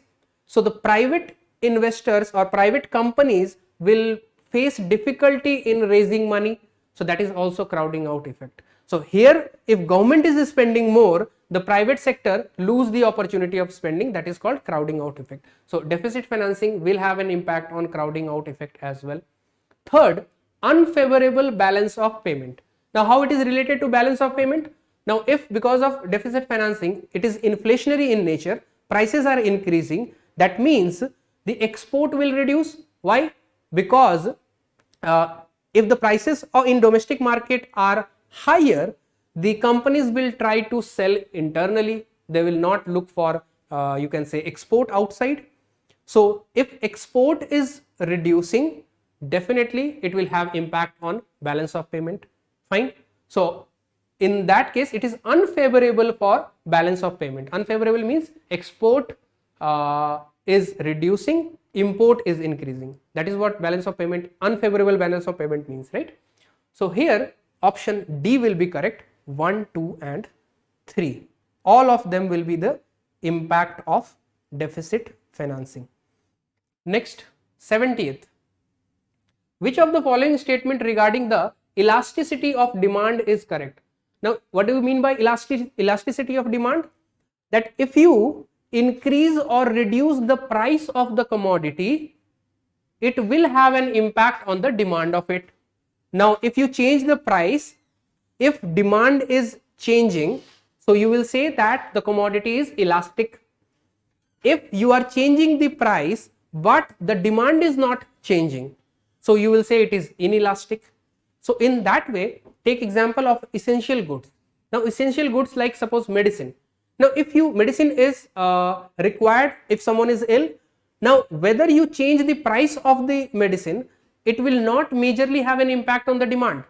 So in that case you can say that the necessary goods are inelastic in nature. So what the question is, which of the following statement is following statement regarding the elasticity of demand is correct? So here look at the statement C, necessary goods are inelastic in nature. If you change the price, the demand will not change majorly. Fine. So it is inelastic. Statement C is correct here. Now let us move on to the next, 71st. Again matching is given here. Now look at this, preferential trade agreement. Now preferential trade agreement means suppose two countries are agreeing upon the preferential trade agreement, they will list down common commodities on which they can trade with concession. Excuse me. Now in that case, there they maintain a positive list. Positive list means that whatever commodities are listed there, the preferential treatment will apply to that. So they focus on the positive list. Here they have matched with maintenance of negative list. So it will become wrong match. For preferential trade agreement, it should be a positive list. Free trade agreement, it is a little bit, you can say one step further with preferential trade agreement, where a negative list is maintained that on these products the preferential trade will not apply. So in free trade agreement we maintain a negative list. So first two match is flipped, also they are matched incorrectly. Third is comprehensive economic partnership. Now it is again one more step forward than the free trade agreement, where the regulatory conditions are also taken care of when you are signing the treaty. Fine. So here regulatory aspect of trade is also looked into. So last option is matched correctly, statement 3. So answer would be for 71. What are the options given here? Only one pair is matched correctly. So B will be the answer here. Last question for economy, 72nd. In what ways standing deposit facility SDF is being considered better than the reverse repo as liquidity absorption tool? Now, you know, in monetary policy tools, reverse repo is a tool to absorb liquidity. Now, in that, you can say reverse repo, we require collateral submission. Now, in SDF, what happens? It is collateral free. So, it is one advantage over the reverse repo. Second, the interest rate of SDF is little higher than reverse repo. So, for banks, it becomes more lucrative than going through the reverse repo path. Fine. Now, look at the statements here. Banks can plan their liquidity management at their own discretion using SDF. Now, this is also a difference. Reverse repo is at the disposition of RBI. RBI uses their discretion to decide the reverse repo rate and on the time in which they can they wanted to absorb the liquidity.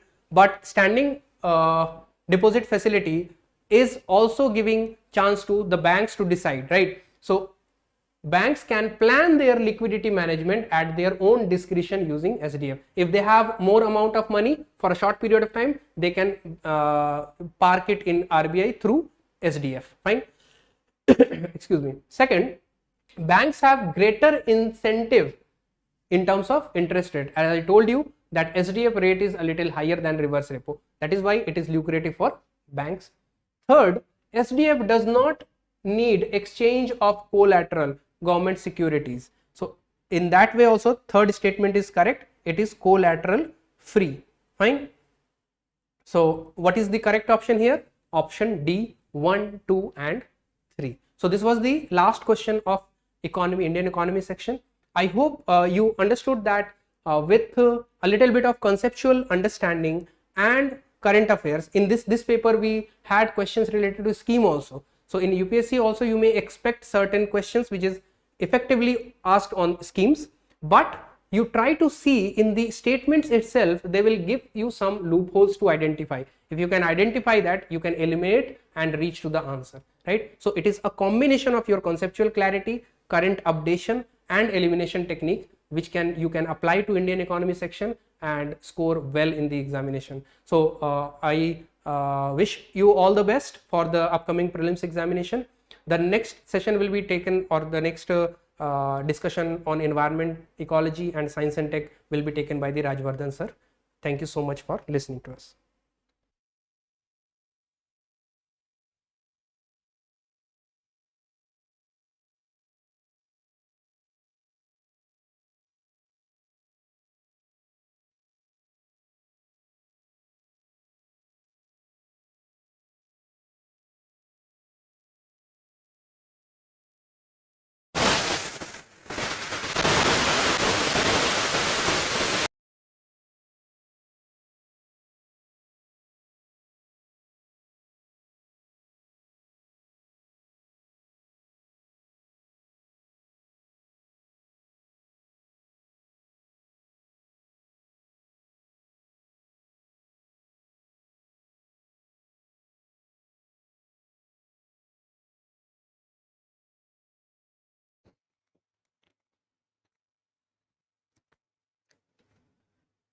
Good evening, everyone. So we will be discussing about questions from environment and ecology, and then from science and technology. So firstly, let us start with environment and ecology. So the first question from environment and ecology is question number 1 itself.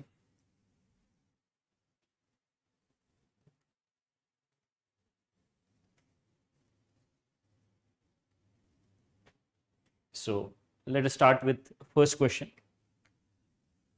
Question number 1, for what reasons carbon dioxide is used as a reference to measure the global warming potential of greenhouse gases? Right, so what is global warming potential, GWP? Global warming potential is the amount of heat energy absorbed by 1 ton of a gas with respect to 1 ton of CO2 in a certain time period, generally 100 years. Right? So that is what is considered as global warming potential. And you must be aware, global warming potential of carbon dioxide is considered as 1. So question is asking why it is used as a reference. So CO2 is used as a reference because it has a long shelf life. Once emitted, it can remain in the atmosphere for thousands of years, and also it has high concentration in air, right? Compared to other greenhouse gases, except water vapor, CO2 has higher concentration as well as high shelf life or long shelf life, and that's why it is used as a reference. So question number 1, answer is D. Next question. Second question is very simple question. Consider the following statements regarding the National Board for Wildlife, NBWL. First, it was constituted under the provisions of Wildlife Protection Act 1972. Right? You must be aware there are a number of institutions established under Wildlife Protection Act 1972. NBWL, that is National Board for Wildlife, is one of them. First statement is correct. Second, the act mandates that the approval of NBWL is necessary for the destruction or diversion of wildlife habitat and denotification of tiger reserves. Right? So, what is the role of NBWL? NBWL is for conservation of wildlife and its habitats in India. And in case there is any change in the land use pattern inside protected area, or if a state want to denotify tiger reserve, then they have to take the permission of NBWL. So it is mandated under Wildlife Protection Act 1972 that NBWL's permission is taken, or approval from NBWL is taken by the respective authorities in order to change land use or denotify tiger reserves. Right? So second statement is also a correct statement. Both these statements are correct statements. Answer is C, both 1 and 2. Question number 2, answer is C. Next now, question number 3. Consider the following statements. First, all of the 4 species of horseshoe crabs are found in India. Right? So the question is bit informative question. So there are total 4 species of horseshoe crabs across the world, out of which 3 are found in India. One of the species of horseshoe crab is not found in India, right? And the concentration of these 3 species of horseshoe crabs are there in West Bengal and Odisha coastal region, right? In that particular coastal region, we have these 3 species of horseshoe crabs. So not all 4 are present in India, only 3 are present, and that's why first statement is incorrect. First statement is incorrect. Second, they are noted for the presence of a special protein in their blood called Limulus amoebocyte lysate. It is popularly called as LAL. Right? The protein that we have in these crabs is called as LAL, and it has its use in pharmaceutical industry to identify whether a particular product in the pharmaceutical industry consists of whether it consists of bacteria, whether it consists of certain biochemicals, right? So that presence we will be able to identify on the basis of this protein which we get from these crabs. So second statement is a correct statement for question number 3. Third statement, Odisha is the largest habitat of horseshoe crabs in India. So that statement is a correct statement. Second and third statements are correct. Answer is B, 2 and 3 only. Question number 3, answer is B. Let me check whether you have any doubts. So question number 3, answer is B. Next now. Next question, question number 4. Which of the following statements regarding the International Big Cat Alliance are correct? Right. So in April 2023, to commemorate 50 years of Project Tiger, the Prime Minister of India has launched one alliance, and it is called as International Big Cat Alliance, and it is an alliance for conservation of 7 cat species across the globe, and those cat species are tigers, lions, leopards, snow leopards, cheetahs, then jaguars and puma. Right, so these 7 big cat species will be conserved under this particular alliance. Let us consider the statements. First, it was launched to commemorate 50 years of Project Tiger, correct statement. Second, all of the big cats to be conserved by the alliance are found in India, especially after the introduction of cheetah. This statement is incorrect statement. With cheetah, we have 5 species of big cat: tigers, lions, leopards, snow leopards and cheetahs now, but we do not have puma and jaguar. We do not have them, and that's why second statement is incorrect. Only first statement is correct, and that's why answer of this question is A, A1 only. Fourth question, answer is A. Next question, question number 5. Consider the following statements. So it is in the form of assertion and reason. Assertion: pollutants move through various trophic levels in an ecosystem if they are insoluble in water. Right, so that statement is a correct statement. You must have read about various conditions needed for bioaccumulation and biomagnification. Especially for biomagnification, pollutants should be insoluble in water. So assertion is correct. Reason: in order for biomagnification to occur, the pollutant must have a long biological half-life. Right, that means it should be insoluble, it should remain active, it should be biologically active for a long period of time, then only biomagnification occurs. Right, so if it has long biological life, obviously it will be insoluble in water. Right, so both these statements are correct statements, and R provides correct explanation of A, and that's why answer is A. Both A and R are true, and R provides correct explanation of A. Question number 5, answer is A. Next now, question number 6. Which of the following has come up with the new global greenhouse gas monitoring infrastructure which would help gather climate change data? Right, so this infrastructure is established by WMO, World Meteorological Organization.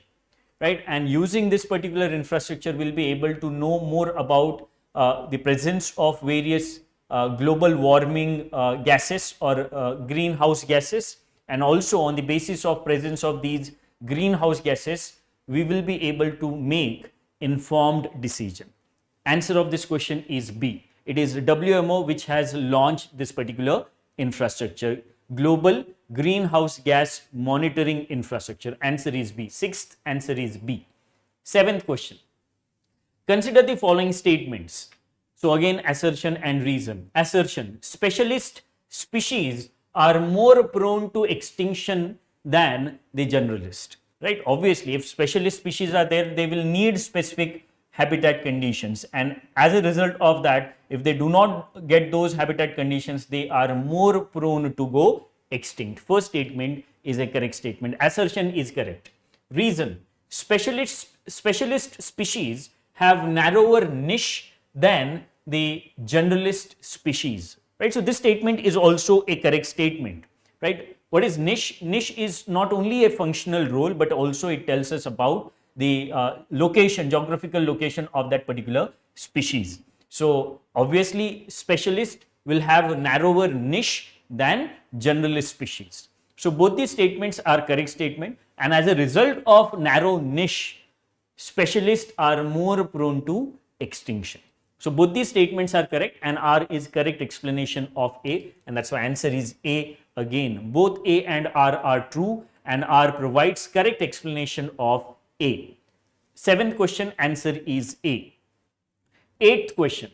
Which of the following statements regarding the Convention on International Trade in Endangered Species of Wild Fauna and Flora are correct? Right, so this is an important convention from the exams perspective, because you must be aware Wildlife Protection Act is being amended with, as per CITES convention. Right, so you must be aware of that. Let us consider the statements. First, it aims to ensure that international trade in specimens of wild animals and plants does not threaten their survival. So aim of CITES is to make sure that international trade in wild animals and plants and their specimen do not lead to survival threats for those plants and animals. First statement is correct. Second, it is legally non-binding on the parties. Incorrect statement. It is legally binding convention. Second statement is incorrect. Third, it provides a framework to be respected by each party, which has to adopt its own domestic legislation.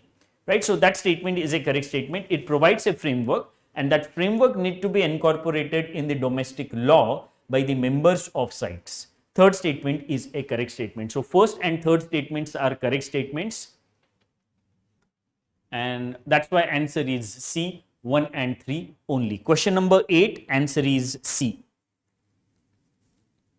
Question number 8, answer is C. Next question, question number 9. Consider the following statements regarding the biotransformation technology. Right? So what is biotransformation technology? It is a technology wherein we treat plastic to make sure that it is converted, it is recycled, right? And it is recycled in an environmentally friendly manner. Using that technique, we recycle it, right? So let us consider the statements first. It intends to process plastic into the biodegradable form, right? So first statement is a correct statement regarding biotransformation technology. Using it, we intend to convert plastic into biodegradable form. Second, one of the highlights of this technology that is does not cause formation of microplastic, right? So this is one of the important advantages of biotransformation, right? In biotransformation, when we transform plastic into biodegradable form, we make sure that there is no formation of microplastic. Otherwise, microplastic which is getting formed as a result of transformation may be harmful to the environment. So that does not happen in case of biotransformation technology, and hence second statement is also a correct statement. It does not cause formation of microplastics. Third statement, for plastics to undergo biodegradation using this technology, they must be consumed by microorganisms and converted into water, CO2 and biomass, right? So that statement is a correct statement. If we want to make sure that there is biotransformation, plastic should be converted into water, CO2 and biomass using microorganisms, because bio term is used, we are using living organisms in the form of microorganisms. So third statement is also a correct statement for biotransformation technology used for conversion of plastic. Fine. So answer of this question is 1, 2 and 3 mentioned in option D, right? Answer is D. Next question now, question number 10. Which of the following statements are correct? First, Global Offshore Wind Alliance. So this is also an important topic from the exams perspective. First, Global Offshore Wind Alliance was launched by 9 countries during COP27 climate summit, right? So this is an important outcome of COP27. First statement is correct statement. Second, India is one of the founding members of this initiative. Incorrect statement. India is not a founding member of this Offshore Wind Alliance, Global Offshore Wind Alliance, right? Which are the founding members? Founding members are Belgium, Colombia, Germany, Ireland, Japan, Netherlands, Norway, UK and USA. These are the countries which are founding members, not India. So second statement is incorrect statement. Third, so if you remove second, you will be able to get answer. Answer is 1 and 3. Third statement, the alliance will bring together governments, the private sector, international organizations and the other stakeholders to accelerate the development of offshore wind power, right? That is the aim. That is the aim for which this particular alliance has been launched, right? So what it will do, it will bring various stakeholders together so that we will be able to harness wind energy from offshore locations. Third statement is correct. Fourth, India has a national policy only for onshore wind power generation, but not for offshore wind power generation. This statement is an incorrect statement because in 2015 we came up with a policy for offshore wind energy production as well in 2015, and as per that policy we will harness wind energy, offshore wind energy from EEZ of India, right? From EEZ of India, we will be harnessing offshore wind energy. Fourth statement, that's why becomes incorrect. We have policy for offshore wind energy as well. So first and third statements are correct. Answer is A, 1 and 3 only. Question number 10, answer is A. Next, 11th question. Consider the following statements. So this is not of environment and ecology. Next question is question number 61.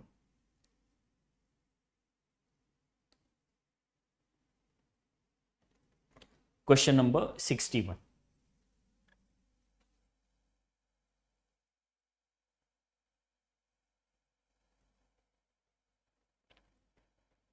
Next now, question number 61. Which of the following statements is incorrect? Right, so we are supposed to find out incorrect statements. A, PFAS, that is per and polyfluorinated alkyl substances, PFAS, are also known as the forever chemicals. Right, so this statement is a correct statement. PFAS are also known as forever chemicals because they remain in the environment for a long duration. Right, so first statement is correct statement. They are also called as forever chemicals. Second, B, they are the most persistent synthetic chemicals to date, hardly degenerate in the natural environment. This is again a correct statement. These per and polyfluorinated alkyl substances, PFAS, are generally used in let's say the cosmetics. It is used in cosmetics. It is used in dust or flame resistant fabric. It is also used in non-stick cookwares. In non-stick cookwares, these PFAS are used. Right. So B is also a correct statement. C, there can be bioaccumulation of PFAS in humans and animals. Right. So as they remain suspended, or as they remain in the environment in their original form for long duration, obviously there will be bioaccumulation. Third is also correct. D, exposure of this man-made chemical affect only adult person. Now this is incorrect, right? You can, even if you don't know about PFAS, you can just apply logic. Whether is this possible? PFAS will only affect adults, not children. No, this is not the case. They affect children as well, and primarily in children, they have reduced vaccine response. In children, these PFAS have reduced vaccine response. They do affect children, and this statement D is incorrect. Answer is D. Question number 61, answer is D. 62, simple question 62. Which of the following are the threats to sacred groves in India? Right, so sacred groves are trees or a patch of forest which is considered as sacred by certain people, that those trees or that patch of forest will be worshipped by them. That is what is called as sacred groves. Let us consider the statements. We are supposed to find out threats to sacred groves in India. First, disappearance of the traditional belief system. Right, so that is a correct statement. As there is disappearance of traditional belief system, we are no longer worshipping those trees or that patch of forest, and as a result of that, we may clear those patches or trees. First is correct. Second, transformation of the primitive forms of nature worship into formal temple worship. Right, so that is all again a correct statement, correct threat to sacred groves. Sacred groves are threatened because of transformation from worshipping trees to let's say construction of temples. Right, so it is also correct statement. Third, pressures due to increasing livestock and fuel wood collection. Right, so that is again a correct threat. Last, fourth, invasion by exotic alien species. Right, so exotic alien species, when they invade in the habitat of these sacred groves, they use up the resources, and as a result of that, sacred groves are threatened. All these are correct statements. Answer is D, 1, 2, 3 and 4. Question number 62, answer is D. 63 now. Consider the following statements regarding the flex fuel vehicles. Flex fuel vehicles. What are flex fuel vehicles? So these are the vehicles that have internal combustion engine which is designed to run on more than one fuel, right? They have IC engine, internal combustion engine, where that IC engine will be able to run on more than one fuel. It may be gasoline, it may be ethanol, it may be a blend of gasoline and ethanol, and that's why it is called as flex fuel. Second, let us consider the statements first. They are capable of running either on 100% petrol or 100% bioethanol or a combination of both. That is why they are called as flex fuel. First is correct. Second, both fuels are stored in the same tank. This is again a correct statement. Both fuels in flex fuel vehicles are stored in same tank. Both these statements are correct. Answer is C, both 1 and 2.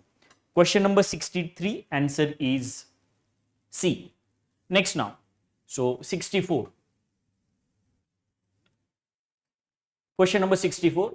Lotka-Volterra model is related to which of the following? It is related to predator-prey relationship, right? This model assumes that the rate of it assumes that prey consumption rate by a predator is directly proportional to abundance of that prey. If prey is more, the rate of consumption by predator will also increase. That is what is the assumption of Lotka-Volterra model, and that's why it is related to predator-prey relationship. Answer is A. 64, answer is A. 65.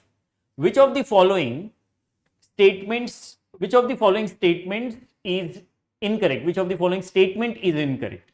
So let us consider the statements. A. Cheetah, the world's fastest mammal, is considered to be a vulnerable under CITES, right? So this statement is a correct statement. It is considered as vulnerable under CITES, and that's why it is a part of Appendix 1. First statement, or A, is correct. B. Cheetah Conservation Fund is newly formed institution by the Government of India for translocation of cheetahs in India. This statement is an incorrect statement. This organization, this institute, this fund is not established in India. It is a fund in Namibia. It was established in 1990, right? So it is not a fund related to India. It is a fund related to Namibia. B statement is incorrect, and that is our answer. Question number 65, answer is B, but we will read C and D. C says, cheetah were declared extinct in India in 1952. Correct statement. D. So far, India has agreement with Namibia and South Africa for the translocation of cheetah in India, right? So that is again correct. Answer is B. 65, answer is B.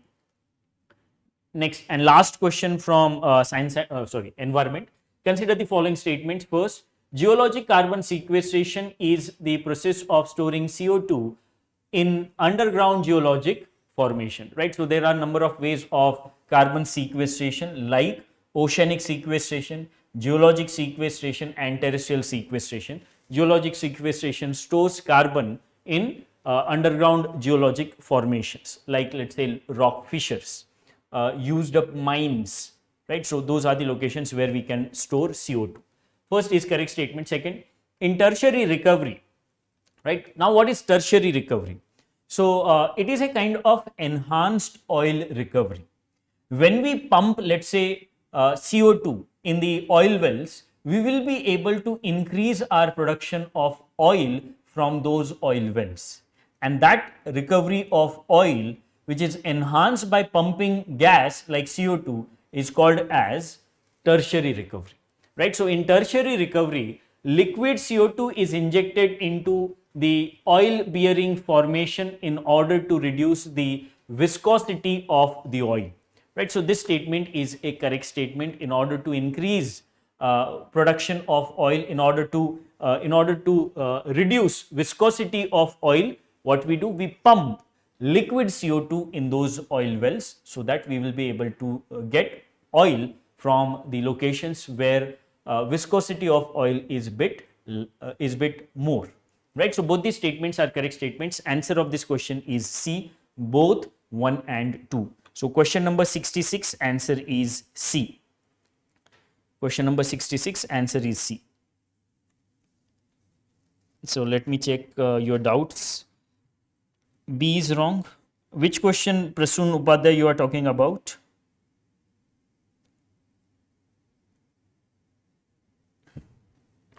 So please comment. Meanwhile, I'll move to next question. So now we will be discussing about science and technology questions.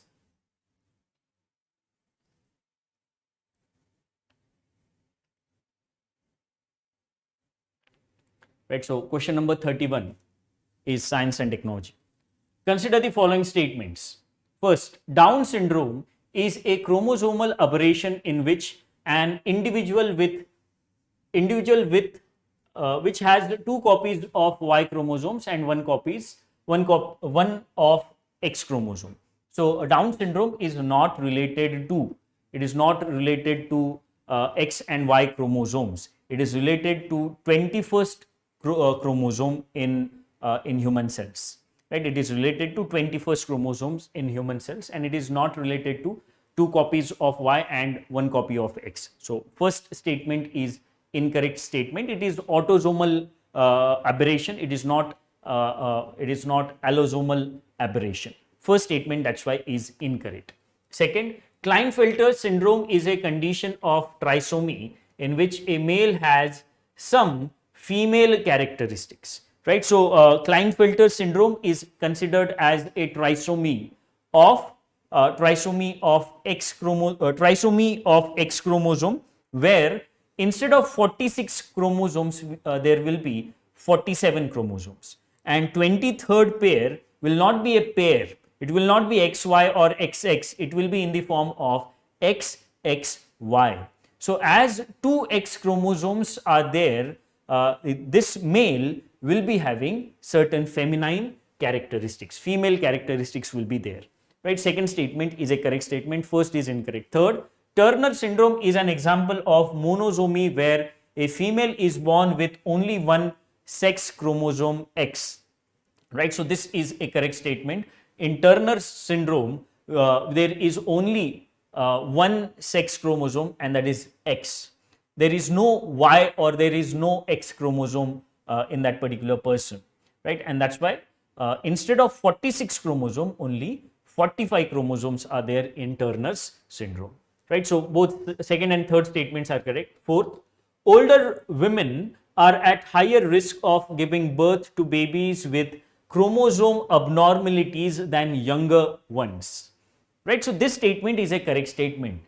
All eggs of women are there by birth, and as they age, they may be exposed to various kind of environmental factors, maybe let's say radiations, right? And because of exposure to those kind of radiations, there will be mutations in the eggs, and as a result of that, if that egg fertilizes if that egg is fertilized by sperm, there may be a chance that the child that is getting or baby that is being born will have genetic abnormalities, right? So that happens because of age. So fourth statement is also a correct statement. Second, third, fourth are correct statements, and that's why answer is B, 2, 3 and 4. Question number 31, answer is B. Question number 31, answer is B. Next now. 32. Which of the following statements regarding the neutron stars is correct? Right? A. Neutron stars are formed when a massive star runs out of fuel. Right? So that is a correct part. Right? This part of A is correct. Neutron stars are formed when a massive star runs out of fuel and collapses. So this much is correct. But the mass of stars must be much larger than the sun. right? So this statement is an incorrect. If the mass of star which is running out of fuel and collapsing is much larger than the mass of our sun, it will lead to formation of black hole. It will not lead to formation of a neutron star. When the mass is 2 to 3 times the mass of sun, then that star which is running out of fuel and collapsing will form neutron star, right? It is not if mass is very high, it is more than, it is much larger than the sun. If it is much larger than the sun, it will form black hole, not neutron star, and that's why A is incorrect. Statement A is incorrect.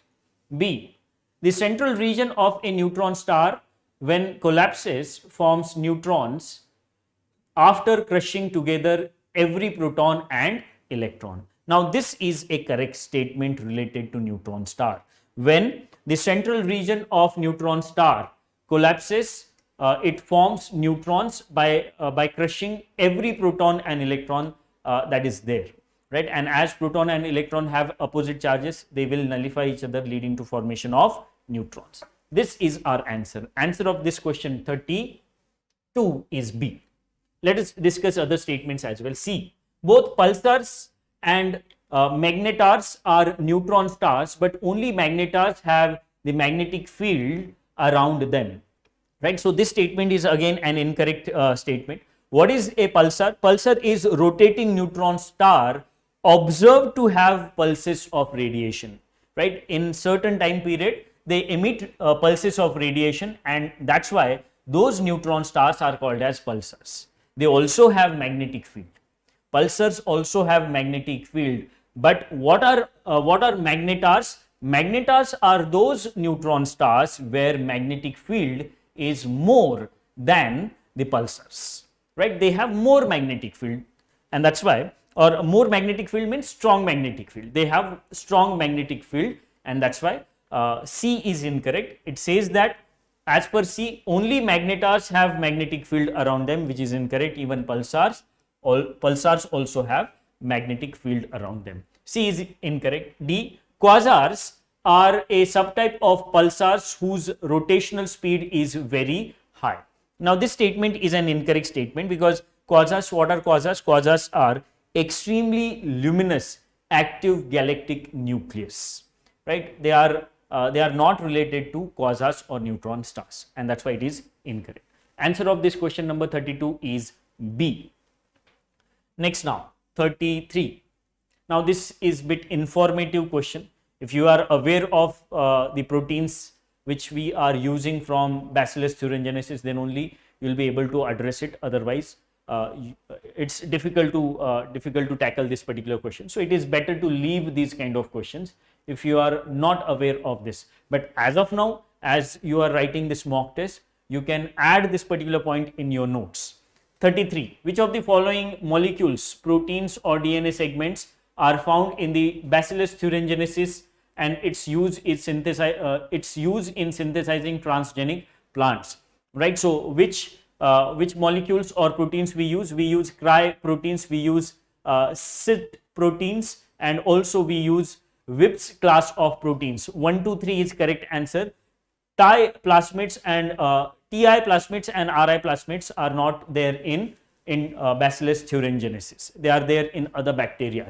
So answer of this question is 1, 2 and 3. Answer is A. It is informative question. There is no concept involved here. 33 answer is A. Next, now this is important. 34. Which of the following statements regarding chimeric antigen receptor T CAR cells therapy are correct? Right. So this is the latest. You must have read this in current affairs. So what we are doing in this case, we are extracting T cells from a patient, and we are adding one receptor, right? By giving additional genes to that particular those T cells, we are adding a kind of receptor on those T cells, and that receptor is called as chimeric antigen receptor. And as a result of this receptor, these T cells will be able to bind themselves with cancer.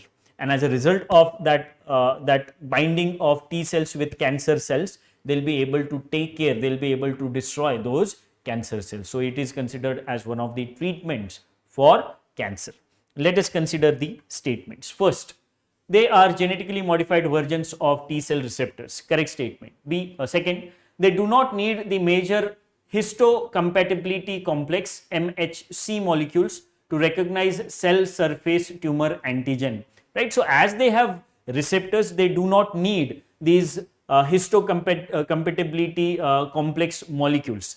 Right. Major histocompatibility complex molecules they do not need as they have receptors. Second is also correct. Third, the therapy has emerged as a breakthrough in cancer treatment, especially in patients suffering from acute lymphocytic leukemia. Right. So that statement is correct. It is used for the treatment of cancer. All these three statements are correct. Answer of this question is D. Question number 34, answer is D. 35. Consider the following statement. So it is in the form of assertion and reason. Assertion. Each and every types of cell in the eukaryotic organism has mitochondria. Incorrect. RBCs, which are also cells, which are eukaryotic cells, which are cells in eukaryotic organisms, they do not have mitochondria. A is incorrect. R. Mitochondria generate most of the chemical energy needed to power the cell's biochemical reaction. So that is why it is called as powerhouse of cells. Right. So R is correct, A is incorrect, and that's why answer is D. R is correct, but A is incorrect. 35. Answer is D. Let me check your doubts, if any. Fine. Next question now. Question number 36.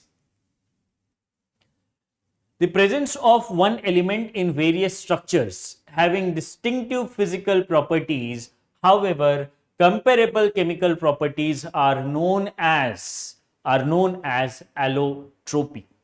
Right? In allotropy, we have differences in the physical structure, physical properties, but chemical properties are comparable, and that is what is allotropy. Right? In isotropy, what happens? In isotropism, there will be same kind of atoms, there will be same number of same kind of atoms, but differences in chemical as well as physical properties. That is what is isomerism.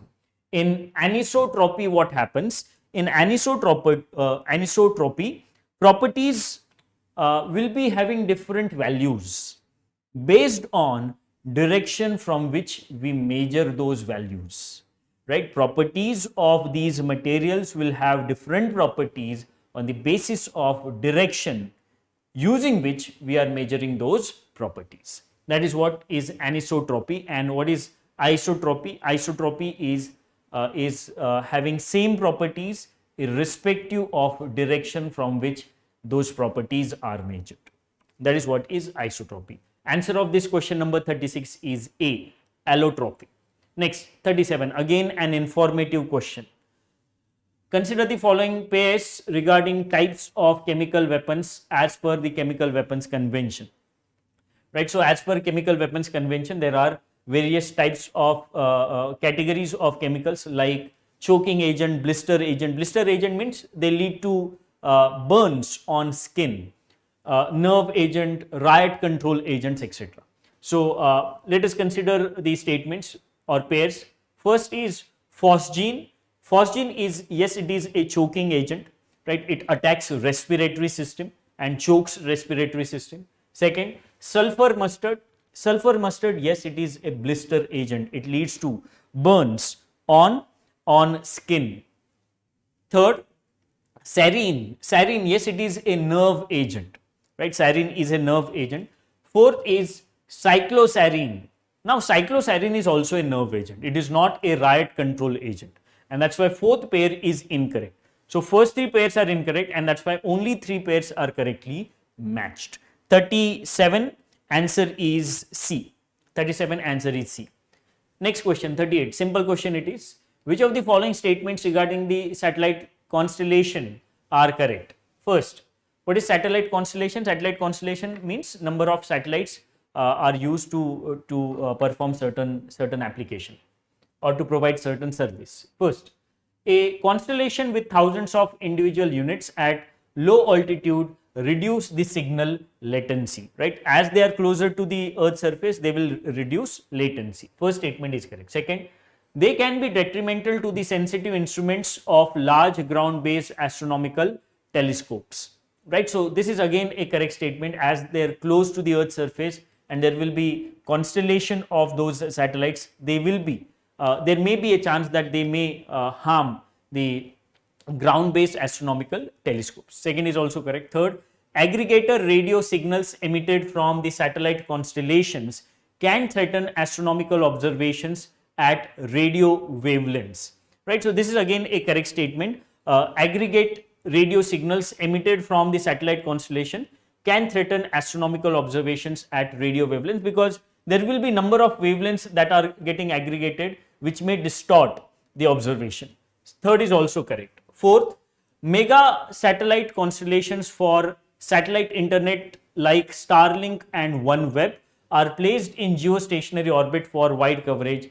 Incorrect statement. They are there in low Earth orbit. They are not there in geostationary orbit. They are present in satellites of Starlink and OneWeb will be there in LEO. Fourth is incorrect. First three are correct. Answer is C, 1, 2 and 3 only.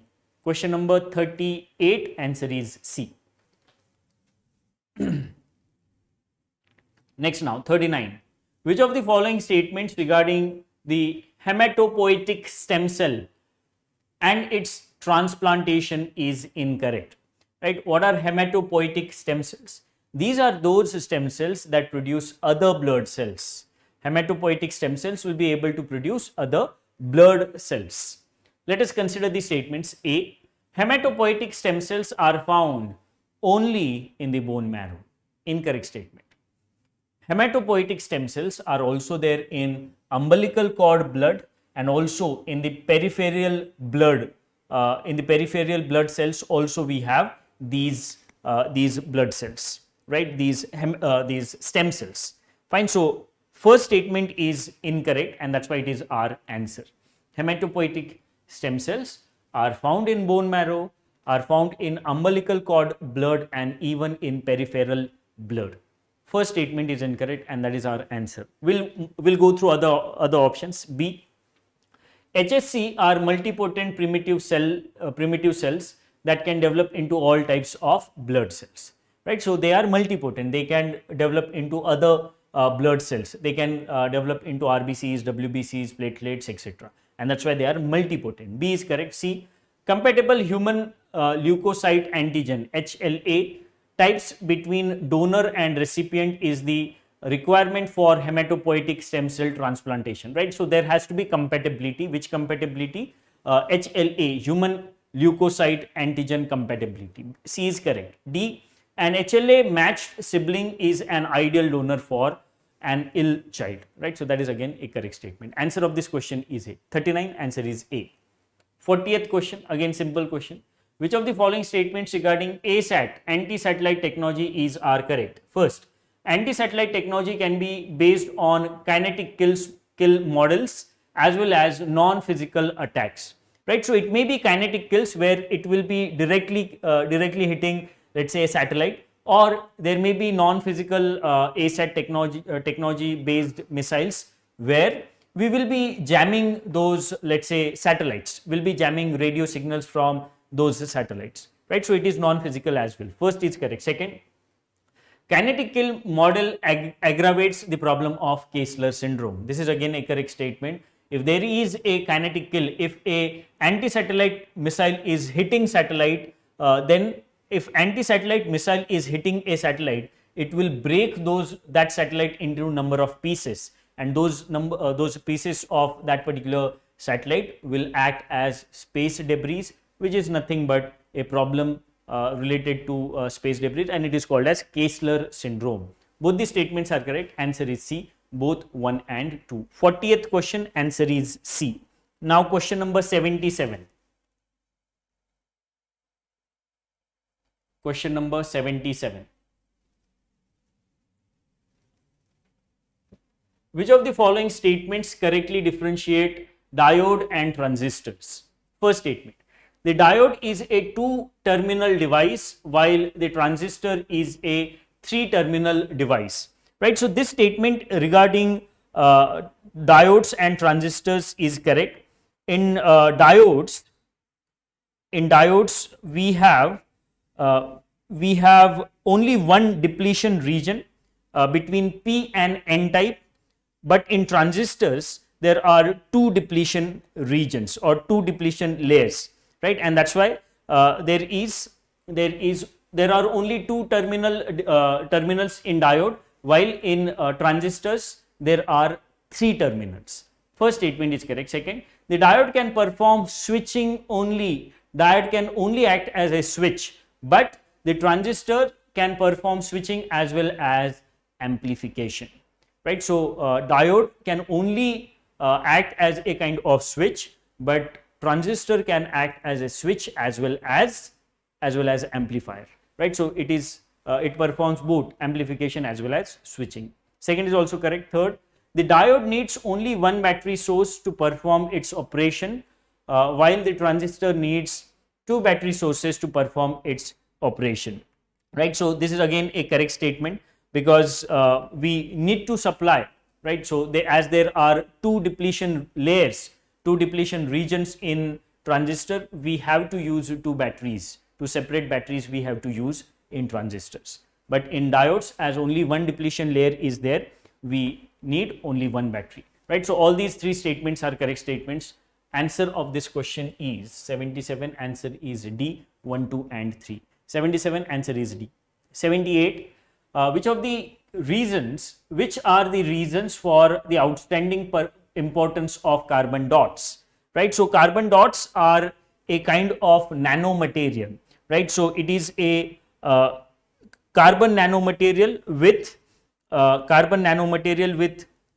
with size less than 20 nanometers, right? Let us consider these statements. First, they belong to the quasi zero dimension class of nanomaterial, right? So this is again a correct statement. There is no dimension for quantum dots, and that's why they are considered as quasi zero dimensional quantum dots. First is correct. Second, they have properties of low toxicity and high abundance at low cost, right? So this is again a correct statement. There are number of methods on the basis of which we can synthesize these carbon dots, not quantum dots, carbon dots. Third, they can be synthesized from graphene as well as carbon nanotubes. This is again a correct statement. We can synthesize carbon dots from graphene, which is a nano sheet, and carbon nanotubes as well. Third is again correct. Fourth, they cannot be synthesized from organic carbon sources. This is incorrect. We can even synthesize carbon dots from organic carbon sources, and the method of synthesis used for synthesis of carbon dots from organic carbon sources is bottom up approach. Fourth is incorrect. Answer is 1, 2 and 3 mentioned in option B.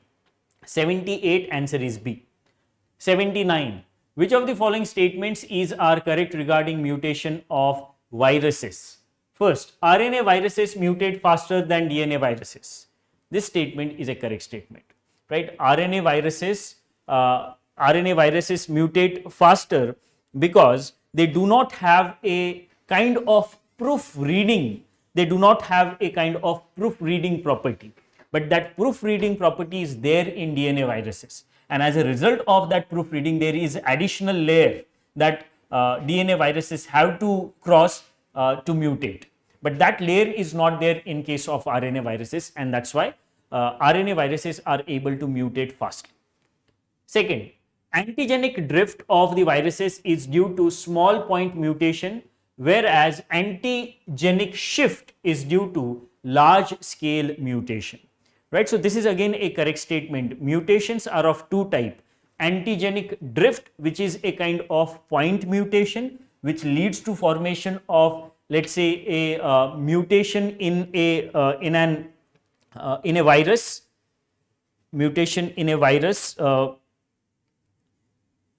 which will be a kind of point mutation, small mutation. But in case of antigenic shift, there is a large scale mutation. and as a result of large scale mutation due to antigenic shift, there will be production of entirely new strain of virus, right? In antigenic shift, the mutation is larger, and as a result of that, entirely new strain can be produced. But in case of antigenic drift, point mutation will be there, and as a result of that, there will be gradual evolution of virus. Fine. So both these statements are correct statements, and that's why answer of this question is C, both 1 and 2. 79 answer is C. Fine. So that is about discussion of science and technology as well. So we have discussed both these parts. Some of the questions from science and technology are difficult. So use these questions as a source of information. Fine. So that is about our discussion of mock test number 3. So now on 28th you will be writing prelims examination. So all the best for prelims examination. Thank you.